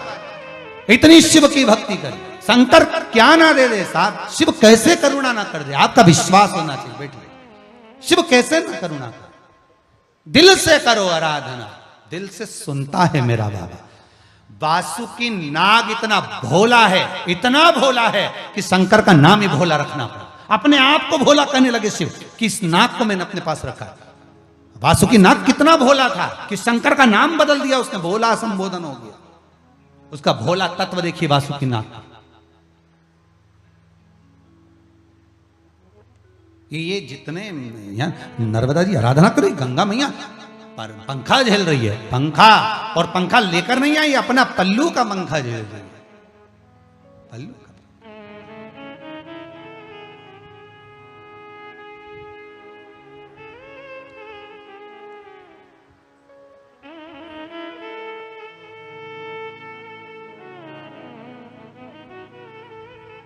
ये पल्लू का जो पंखा होता है ये कोई साधारण नहीं होता हो। माँ का जो ये आंचल, ये पल्लू, ये चीर, कोई साधारण हुआ है क्या? कोई साधारण चीर था जो गोपियों ने कितना भाव व्यक्त किया, जरा देखिए तो सही। जब पूतना ने भगवान कृष्ण को,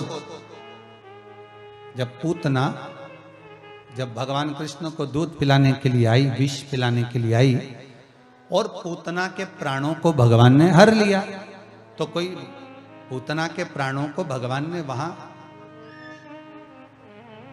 गोकुल में तो नहीं आ रहा, क्योंकि भगवान को मालूम था ये पूतना कितनी विकराल है। अगर इसने अपना असली रूप रख लिया और यहां मर गई तो यहां का तो सारा मकान उनके तोड़ देगी ये भाई। जब ये नीचे गिरेगी और ये बाई नीचे गिरी तो ये कजन कितने के निपटा देगी। तो भागवत जी में सुना है कि नहीं सुना आप लोगों ने? तो पूतना को फिर भगवान स्तनपान करे, पूतना असली स्वरूप धारण करी, राक्षसी देह धारण कर भागी, आकाश मार्ग की ओर भागी। भगवान क्यों भगा कर ले जा रहे? भगवान को मालूम है ये गोकुल में गिर गई तो पूरा गोकुल के निपटा देगी दादा, वृंदावन गोकुल बरसाना सब साफ कर देगी। तो भगवान इसको जंगल में देगा, वन में। और जब पूतना के प्राणों को हरा, पूतना धराशायी होकर नीचे गिरी। इतनी विकराल थी पूतना, आगरा में गला गिरा था, हाथरस में हाथ गिरा था, अलीगढ़ में छाती गिरी थी पूतना की। इतनी विकराल थी पूतना। वो तो अच्छा हुआ एक आध बार नेन कटर से नेन काट के यहाँ नहीं फेंका, नहीं तो ये मालूम पड़े सबके साफ कर जाती हैं। अच्छा पार्लर नहीं जाती थी, नहीं तो नेन कटर से काट एक नेन कटा हुआ कहीं इंदौर में फेंक देती नहीं, या सीओर में फेंक देती नहीं, दिखता ही नहीं बाबड़ा, दिखे ही नहीं कान। वो तो अच्छा हुआ कहीं घूमने भी नहीं जाती थी सज धज के, नहीं तो पांव धर देती तो ही निपटा जाती। इतनी विकराल आड़ी पड़ी थी। यशोदा मैया बोलती है मेरे बेटे को बचाओ, छुड़ाओ। स्तनों के मध्य मेरा ठाकुर, मेरा कृष्ण थे, स्तनों के मध्य मेरे भगवान। और यशोदा जी करे मेरे बेटे को बचाओ। पूरे ब्रजमंडल की निसेनियों को, सीढ़ियों को बांध बांध कर लगा दिया, तो पूतना के शरीर पे नहीं चढ़ पाए थे। आड़ी पड़ी थी तो इतनी बड़ी थी, घड़ी हो गई होगी तो कहां गई होगी, सोचिए। यशोदा जी रो पड़ी, मेरा बेटा कैसे नीचे आएगा। यशोदा जी ने अपना चीर उतार कर दे दिया, गोपियों ने अपना चीर दिया, बांध कर एक ग्वाले के हाथ में देकर जो फेंका, पूतना के कान के बाले में उलझ गया। तब एक ब्रजवासी ऊपर चढ़ा, चढ़कर कन्हैया को लेकर नीचे आया। श्रीमद् भागवत कहती है ज्ञान और वैराग्य की कितनी भी सीढ़ियां लगा लो, निसेनियां लगा लो, मेरा ठाकुर नहीं मिल सकता। अगर मेरे कृष्ण को पाना है तो भक्ति का चीर बांधना पड़ेगा, तो भगवान मिल जाएगा। वही ब्रजवासियों ने कर भक्ति के चीर को जब बांधा तो कृष्ण गोदी में थे, यशोदा मैया के भी और उस ब्रजवासी। अब हम तो ज्ञान की निशानी नहीं लगा रहे हैं। पोथी पढ़ पढ़ जग मुहा पंडित भयो ना कोई। हम ज्ञान की निशानी नहीं लगा रहे हैं, हम ज्ञान की निशानी लगाकर सोच रहे हैं ऐसा होगा, ऐसा करेंगे, ऐसा विचार करेंगे। अरे ज्ञान की निशानी कितनी भी लगा भगवान नहीं मिलेगा। हाँ, भगवान को पाना है, भक्ति निर्मल मन सो मोहि पावा, मोहि छल छिद्र कपट ना भाव। मन तो साफ करो जी।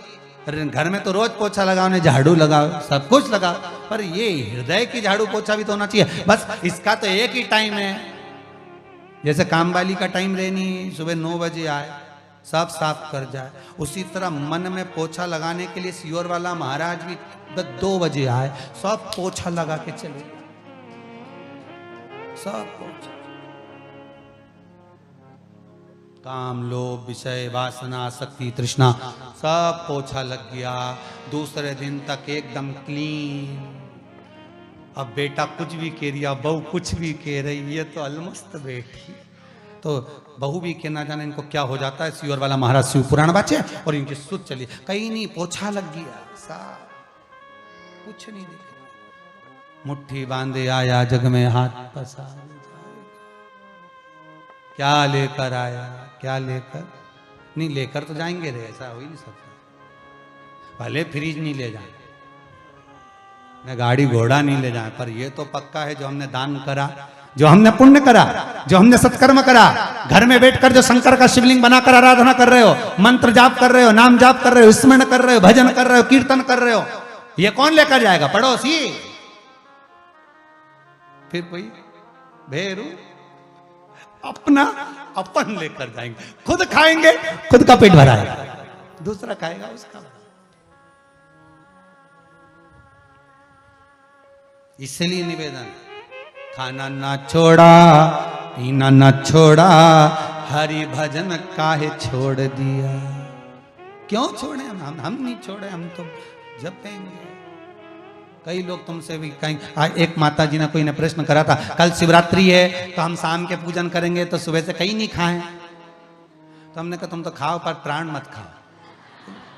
मना क्यों करे, तुम्हारी मर्जी पड़े तो तुम व्रत करो, नहीं मर्जी पड़े मत करो, पर ऐसा व्रत मत करना कि मालूम पड़े बीपी ऊंचा नीचा हो जाए, शुगर ऊंची नीची हो जाए, तुम हॉस्पिटल में पड़ी रहो, शाम को 7 बजे बहू शंकर जी की पूजन कर रही हो, तुम हॉस्पिटल में से कह रही हो काली मिर्ची मेरी भी चढ़ा दे, तो ऐसी नहीं चाहिए। तो तुम भी चढ़ाओ अपनी हो, परंतु ऐसी नहीं चाहिए। मालूम पड़े तुम्हारी चित्त वृत्ति वहां लगा और हम कह दे कि व्रत करो और तुमसे बने नहीं। और मालूम पड़े एकादशी का व्रत करा एक दिन पहले, दूसरे दिन हमारी प्रदोष आ गई, तीसरे दिन और ये महाराज बचाता था शिवरात्रि करा दी, अब मैं कहीं ऊपर जाऊं कि नीचे आऊं। तो ऐसा नीचे तुम तो अपने करो सो करो, पर शंकर जी की आराधना करो। तुम तो शिव जी का शिवलिंग बनाओ ने, पूजन करो, कहीं नहीं जाए। तुम तो खूब बकरी जैसे चरो ने एकादशी करो, कोई मना नहीं। तुम तो बढ़िया चिप्स ने, साबुदाना ने, बर्गर ने, मगर सब फ्रिज पे, कूलर पे, वॉशिंग मशीन पे सब दूर धर दो अच्छी जोरदार, जहां से निकलो वहीं चिप्स चरो, पर तुम एकादशी करो। उसमें कहा तुम तो सब खा पर भगवान का भजन।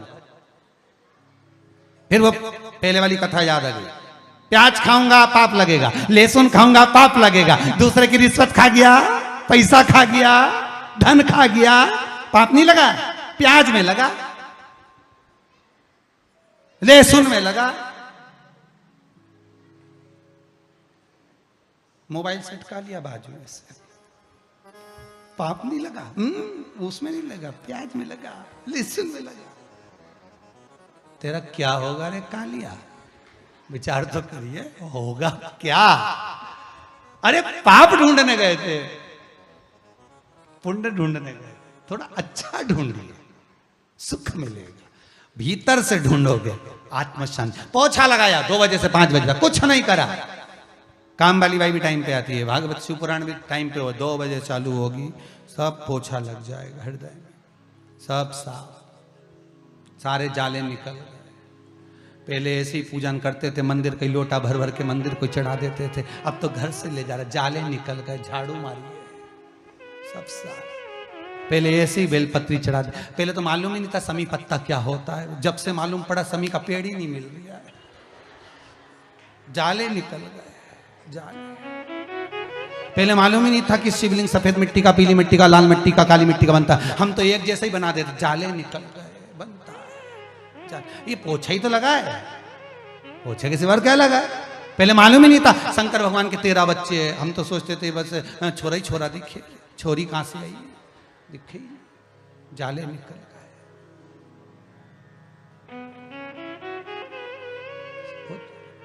सफाई तो करना पड़ेगी, देखो बहुत जरूरी है। जाला पड़ी जाए नहीं तो अच्छा नहीं लगे हो, घर का भी अच्छा नहीं दिखेगा। जाला पड़ी थी तो घर का अच्छा नहीं लगे, तो यहाँ हृदय में जाला पड़ी थी तो हृदय का अच्छा लगे। भगवान भी तो उसी घर में कमरे में मेहमान को रखना जो कमरा साफ हो। ऐसा अटाला का कमरा में मेहमान के दर्द में बापड़ा की नींद ही नहीं आया। आधी रात के तो बेल बजा के कहाँ पटक दिया रे, अच्छा कमरा तो देते पर नींद नहीं आया क्योंकि जाला पड़ा, कचरा इतना पड़ा। उसी तरह इस मन में कचरा पड़ा रहेगा, जाला पड़ा रहेगा। और तुम सोचो भगवान मेरे हृदय में आए, भगवान मेरे दिल में आए, भगवान मेरे मन में आए। भगवान सोचे ये कचरा कम घर में कौन जाए, इनमें काम लोभ वासना आसक्ति तृष्णा सब भरी ने, झूठ ने प्रपंच ने छल ने बेईमानी सब भरा पड़ा। भगवान जी जैसे जाए एक आध बार शिव पुराण में बैठी जाने, कचरा सब साफ करें, मैं आके बैठ जाऊंगा तेरे हृदय में। और जिस दिन से शंकर जी हृदय में आके बैठा नहीं, बस उस दिन से समझ में आ गया कचरा सब साफ है, शंकर जी भीतर निकलने को तैयार नहीं। 2 बजे जैसी कथा चालू, अभी 1-2 दिन नहीं आई नहीं तो लोगों की बेचैनी बढ़ गई, कचरा ही इकट्ठा हो रहा था। इनने सोचा ना जाने पोछे वाला कब आएगा।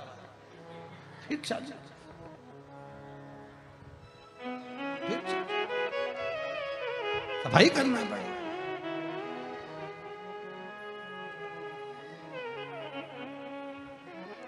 अब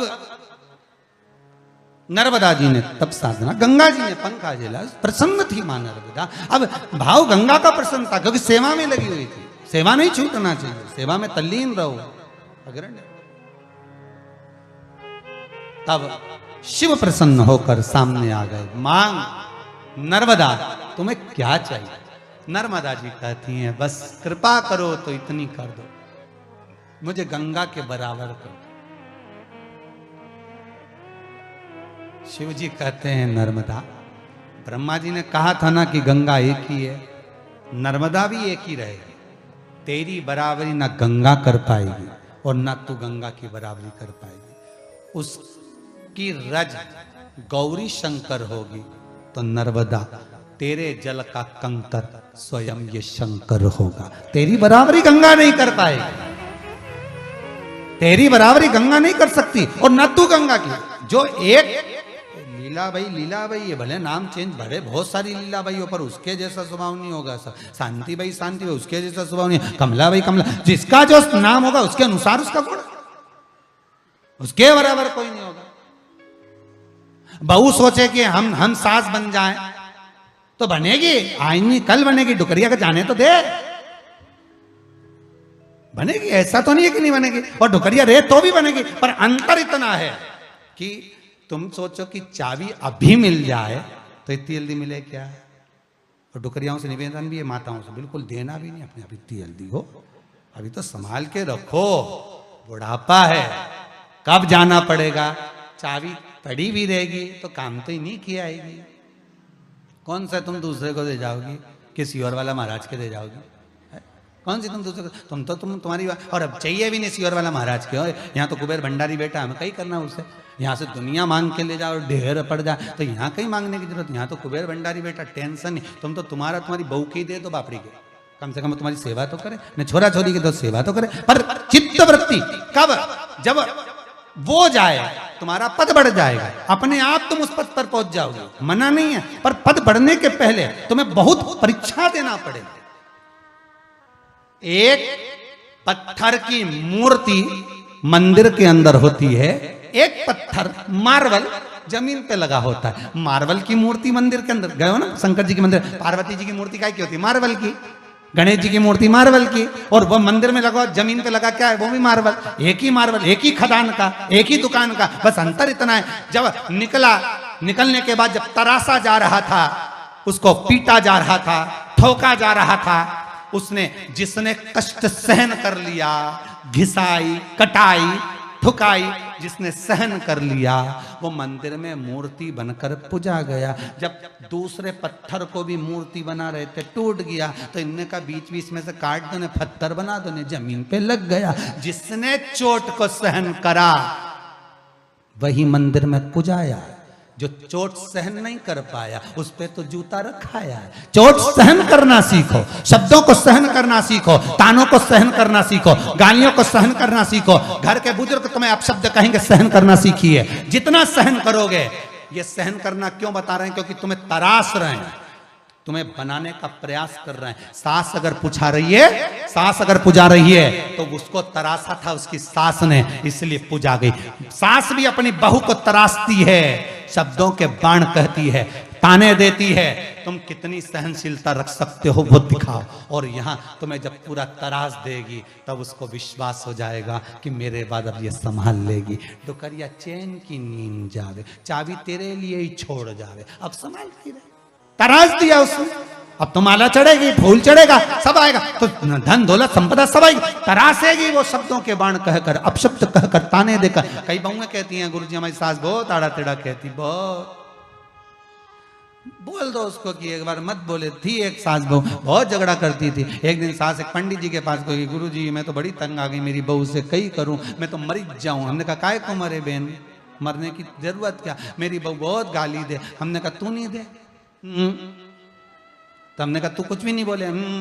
कुछ भी नहीं, बिल्कुल, मैं तो चुप रहूं। तो मैंने कहा चुप रहे तो एक काम कर, तेरी बहू को 10 दिन में सही कर दूं। ले, इतनी बड़ी एक अंदर से सुपारी मंगवाई, मंगरोल सुपारी इतनी बड़ी, कह दी ये 10 दिन तक तेरे मुंडे में रखना, बस खाने के टाइम निकालना, इसके सिवा मत निकालना। रखी रे, रात के सोता समय वो भी धरी ले तू, तो बस खाने के टाइम निकाल दे। इतनी बड़ी सुपारी दे दी, पूजन वूजन करी सो तो पुजारी सुपारी दे दी, वो वाने सुपारी। 10 दिन मत बोलना, बस बहू तो तेरे पाँव पड़ेगी, धोख लगाएगी, तेरे को प्रणाम करेगी, रोटी गरम गरम देगी। 4 दिन 5 दिन में अच्छी हो जाएगी, बस मुंडा से निकालना मत सुपारी। नहीं निकालू। वो उन्हें मुंडा में सुपारी रख ली, जो गई कुबेरेश्वर महादेव से, मुंडा में सुपारी धर के बड़ी सारी।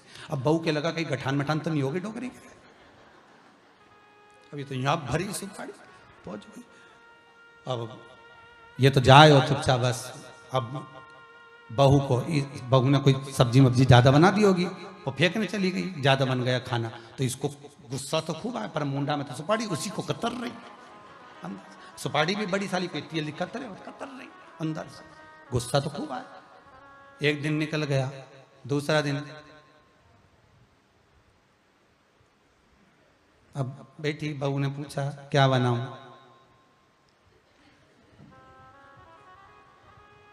तो उसने मन से बनाया आज इडली सांभर।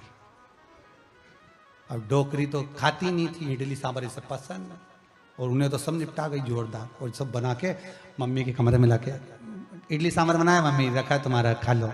अब सास ने बोला था खाए, जब ही मुंडा से निकाली, चढ़ गई भूखे मारे से, खाना करे खाई। फिर मुंडा में सुपारी रख ली। 3 दिन 2 दिन तक बहू ने अपशब्द भी कहे, ताने भी दिए, बोली भी खूब बोली, पति को भी बोली, जो बोलना था बोला तो। अब ये बोली तो कुछ नहीं, क्योंकि इसको गुस्सा है तो सुपारी कतर ले बस। 4 दिन निकल गए। बहू को लगा कि मेरी सास को बुरा लग गया कि मैं सवेरे लेट उठती हूँ 8:30 बजे तक, तो आज बेचारी सवेरे उठ गई 6:30 बजे। झाड़ू माड़ू लगा लोगों के, मम्मी के कमरे में जाकर देखा तो मम्मी तो सो रही थी, लेटी हुई। तो उठ के उसने, क्योंकि सास को मालूम है ये उठेगी 8:30 बजे तक, तो मैं 6:30 मैं क्यों जल्दी उठूँ, 7 बजे तक। तो वो उठा के पोछा मोछा झाड़ू लगा लोगों के, और आज तो सवेरे ठाकुर जी की सेवा पूजन करके डोकरी के घर में कमरा में चाय ले गई। डुकरिया के मालूम पड़ा सियोर वाला महाराज ने जरूर कुछ करा। अब इनके कहीं मालूम कि सुपारी मुंडा में, चुप क्या बोले, रखिए। सास को लगा काम कर गई, सुपारी बहू सुधर गई, चाय लिया इतना साल में नहीं लिया, झाड़ू भी लगा लिया, भुनसारा से उठ गई सुबह से। दोनों के खुश, अब वो भी खुश ये भी खुश, दोनों खुश। निकलते निकलते 8 दिन निकल गए। अब तो बहू तेल लगा दे सास के लाव में, लगा दो मुंडा में सुपारी। अब तो मन में आ रहा है कि सुपारी निकाल के फेंक दूं, पर 10 दिन की है, दवाई तो पूरी रखना पड़ेगा। 10 दिन खूब प्रेम से। अब बहू ने कहा मम्मी मैं गाड़ी चलाना सीख गई, चलो पीछे बैठो, मैं तुमको बाजार घुमा ला। हड़ताली का ती जा रही है तो साड़ी माड़ी दिलाई, साड़ी माड़ी दिलाई के लोग भुड़ा के और लाई लाई सब आ गई।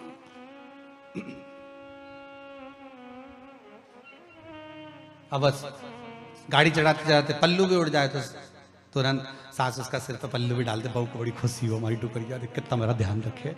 और साड़ी दिलाई इसने, पैसा दिया डोकरी ने, फिर भी खुश, कोई दिक्कत, बढ़िया प्रसन्न हो रही ना, तो बहुत सुधर गई, तो प्रसन्नता कितनी आए। 10 दिन निकला, सीधे महाराज जी के पास पहुंची, सुपाड़ी दी, गुरुजी बड़ी कृपा हुई, हमारी बहुत 5वें दिन ही सुधर गई थी। महाराज जी बोले बौनी सुधरी, तू सुधर गई, मुंडा से बोलना कम कर देनी तो आधी लड़ाई तो खत्म। पर खाया बिना रह जाऊं, ये देखो मैं तो बोला ही नहीं, तुम पहले बोल दिए बोला बिना नहीं। बात तो यही अड़ी नहीं, दिक्कत तो यही अड़ी है कि महाराज ही नहीं बोल पा रहे, तुम पहले खाया बिना रह जाऊं पर बोला बिना नहीं बोला। बोलने में तो लड़ाई है, बोले ही मत। क्या किसको रोइए, चादर तान के सोइए, आग लगे बस्ती में अपन रहो मस्त, चकाचक रहिए। किसके लिए रहोगे, किसके लिए कहोगे मस्त। मैं तुझे गंगा नहीं बनाऊंगा, मैं तुझे नर्मदा ही रहने दूंगा। मैं गंगा को नर्मदा नहीं बनाऊंगा, मैं उसको गंगा ही रहने दूंगा। पर वचन देता हूं नर्मदा, तेरा कंकर शंकर होगा, तेरे कंकर में शंकर समाहित होगा। गंगा का स्नान, यमुना का पान, नर्मदा का दर्शन पुण्य प्रदान कर देगा, ये वचन देता हूं तेरे को। नर्मदा उतने में खुश हो, नर्मदा उतने में खुश प्रसन्न हो गई और आनंदित होकर चल दी नर्मदा, आनंदित होकर चल।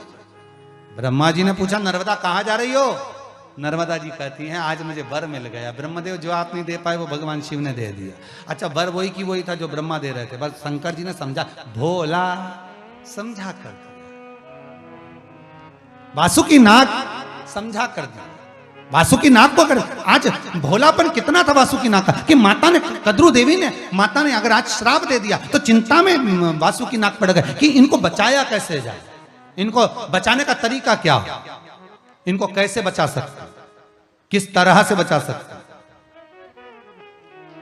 चित्त वृत्ति में कारण क्या हो सकता, कैसे बचाया जाए, क्या करा जाए।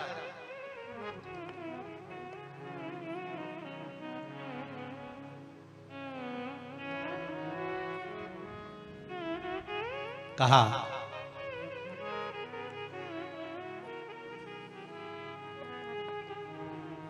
वासुकी नाग ने अपनी बहन से कहा, बहन मनसा सुनो, ए जरत्कारु सुनो, कुछ ऐसी कृपा करना जिस समय सर्पों की आहुतियां डल रही हो, जिस समय पर सर्पों की आहुतियां डाली जा रही हो, जन्मे जय सर्प यज्ञ कर रहे हो, तब कोई ऐसा हो जो इस सर्पों की आहुतियां को बचा ले। मैं माता को नहीं समझा सकता, पर कोई ऐसा हो जो सर्प आहुतियां बचा। ठीक है, आस्तिक मुनि को भेजा। कौन आए थे? आस्तिक। और उन्होंने कह दिया ये यज्ञ बंद कर दो, तुम्हारे पिता बैकुंठ में है ना, तो फिर यज्ञ करने की जरूरत क्या है? फिर यज्ञ क्यों कर रहे हो? जब पिता बैकुंठ में है, गौलोक धाम में है, राजा परीक्षित अच्छी जगह पहुंच गए, तो फिर यज्ञ क्यों? आस्तिक मुनि ने यज्ञ बंद करवा दिया। भोला भगत, भोला व्यक्ति होता ही ऐसा, वो श्रेष्ठता प्रदान करने में कुछ अच्छा कर जाएगा, कुछ अच्छा। शिव महापुराण की कथा कहती है, देवराज नाम का ब्राह्मण शिव मंदिर में बैठकर भी ब्राह्मण होकर अपने तत्व से वंचित रह गया था। चोरी का धन लेकर जा रहा था, बेलपत्री की छाया पड़ते हुए स्थान पर उसने प्राणों को त्याग दिया था, तो भगवान शिव के धाम पहुंच गया था। उसको चोरी तत्व में उसकी चित्तवृत्ति थी, पर उसको यह नहीं मालूम था कि यह बेलपत्री का वृक्ष। कभी कभी अनायास देखो, जान कर कर गलती करो तो वो गलती माफ नहीं होती। भोलेपन में, अज्ञानता में, आपने पूर्व में जो गलतियां करी हैं कि हम ऐसा कर दिए, हो गया, गलती हो गई ना, शंकर जी के पास जाकर निवेदन करो, शिवलिंग को स्पर्श कर कर निवेदन करो कि गलती हमसे हुई। कल भी आप जब शिवलिंग का निर्माण करो, पूजन करो, अर्चना करो, विसर्जन करो, उस समय पर बाबा से विनती करना, बाबा कोई गलती हुई हो तो क्षमा जरूर करना, और ऐसी कृपा करना कि इस विश्व का कल्याण हो, मेरे घर में सुख समृद्धि वैभव धन सब सदा कृपा दृष्टि बनाकर, ऐसी ऐसी कृपा बाबा से बारंबार करिएगा, बारंबार स्मरण करिएगा, बारंबार।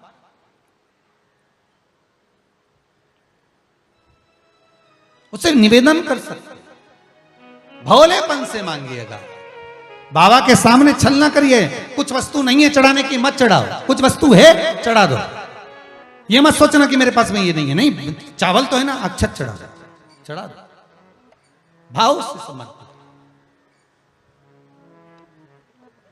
संतान के लिए, वैभव के लिए, लक्ष्मी के लिए, संपदा के लिए, रोग मुक्ति के लिए, ये तीसरी लहर को समाप्त करने के लिए कि भले आए अपनी जगह पर, मना नहीं, पर कोई के प्राण ना जाए। सर्वे भवन्तु सुखी। ये दूसरी लहर में जितने लोग शांत हुए, कुंवारी अवस्था में चले गए, साहब अधोगति में चले गए, पूरा परिवार, ना जाने कितने परिवार उजड़ गए इस कोरोना की दूसरी लहर है। बाबा आए, हमें मना नहीं, पर किसी के प्राण ना जाए। अब नहीं देख सकते इतना दुख, मोहल्ले में बिलखते हुए लोगों को नहीं देख सकते, उससे निवेदन कर सकते,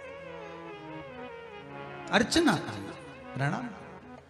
चंचुला देवी ने भी तो भगवान की आराधना करी थी, शिव की। केवल बिंदु को मोक्ष प्राप्त हो, बिंदु को आनंद प्राप्त हो, चंचुला देवी स्मरण में डूबी रही, भोलेपन से पहुंच गई देव ऋषि नारद के पास में। नारद जी कथा नहीं कहे तो तुमरुका जी के पास पहुंच गई, तुमरुका जी से विनती करी, तुमरुका जी ने भोलेपन से कथा। ये भाव की कथा, निर्मल मन सो मोहि पावा, मोहि छल छिद्र कपट ना बा, भाव की प्रदान, निर्मलता का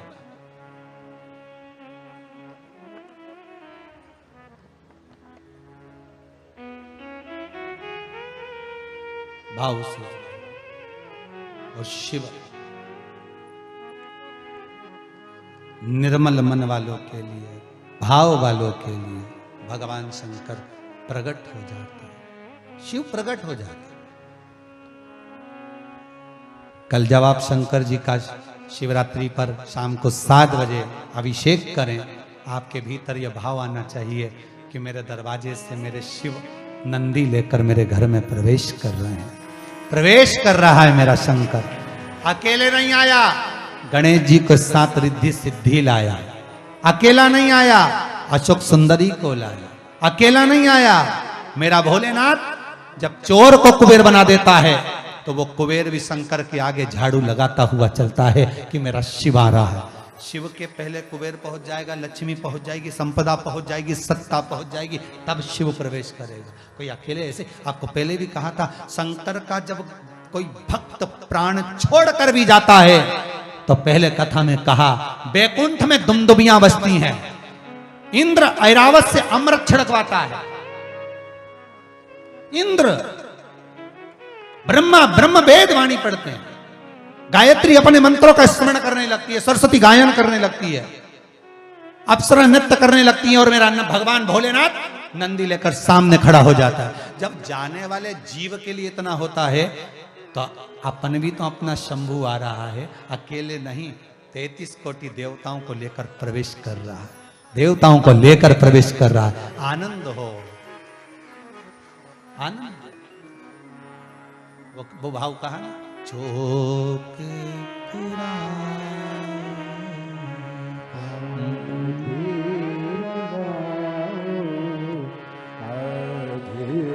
मेरे भोले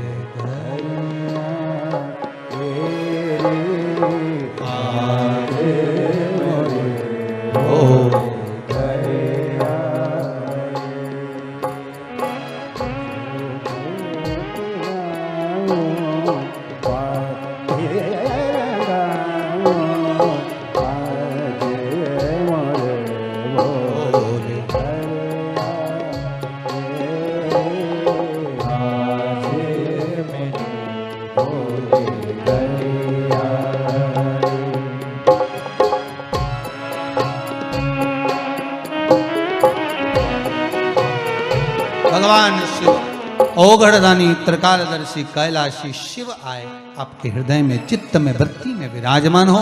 यही भाव रखते हुए आनंद के साथ आज पहले दिन की वासुकी नाग शिव महापुराण की कथा पहले दिन की विराम ले रही है।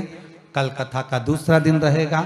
वासुकी नाग की धर्म पत्नी ने कितनी तप साधना करी थी और वासुकी नाग के भाई ने जिस आराधना में डूबकर भगवान विष्णु की सैया बने थे, ऐसा प्रसंग सुनते हुए आगे बढ़ेंगे। साथ में स्मरण करेंगे काल सर्प दोष का, कि काल सर्प दोष क्यों लगता है, उस दोष को मिटाने के लिए हम क्या कर सकते हैं, और घर में जब बच्चों के विवाह नहीं होते तो उसमें शिव की आराधना कैसे कर सकते, उसका स्मरण कल की कथा में। वही 2 बजे से 5 बजे तक, और शाम को 7 बजे कल शिवरात्रि का सुंदर शिवलिंग बनाकर पार्थिव शिवलिंग का पूजन अनुष्ठान हो। भाव भक्ति से करिए। आपके परिचित में ब्राह्मण जन हो, उनको भी आप बड़े आनंद में जोड़ सकते हैं, आमंत्रित कर सकते हैं, और नहीं है तो भी आप प्रेम से भगवान शिव का आराधना इस पावन कुबेरेश्वर धाम से ऑनलाइन कर अपने जीवन को सार्थक बनाइए।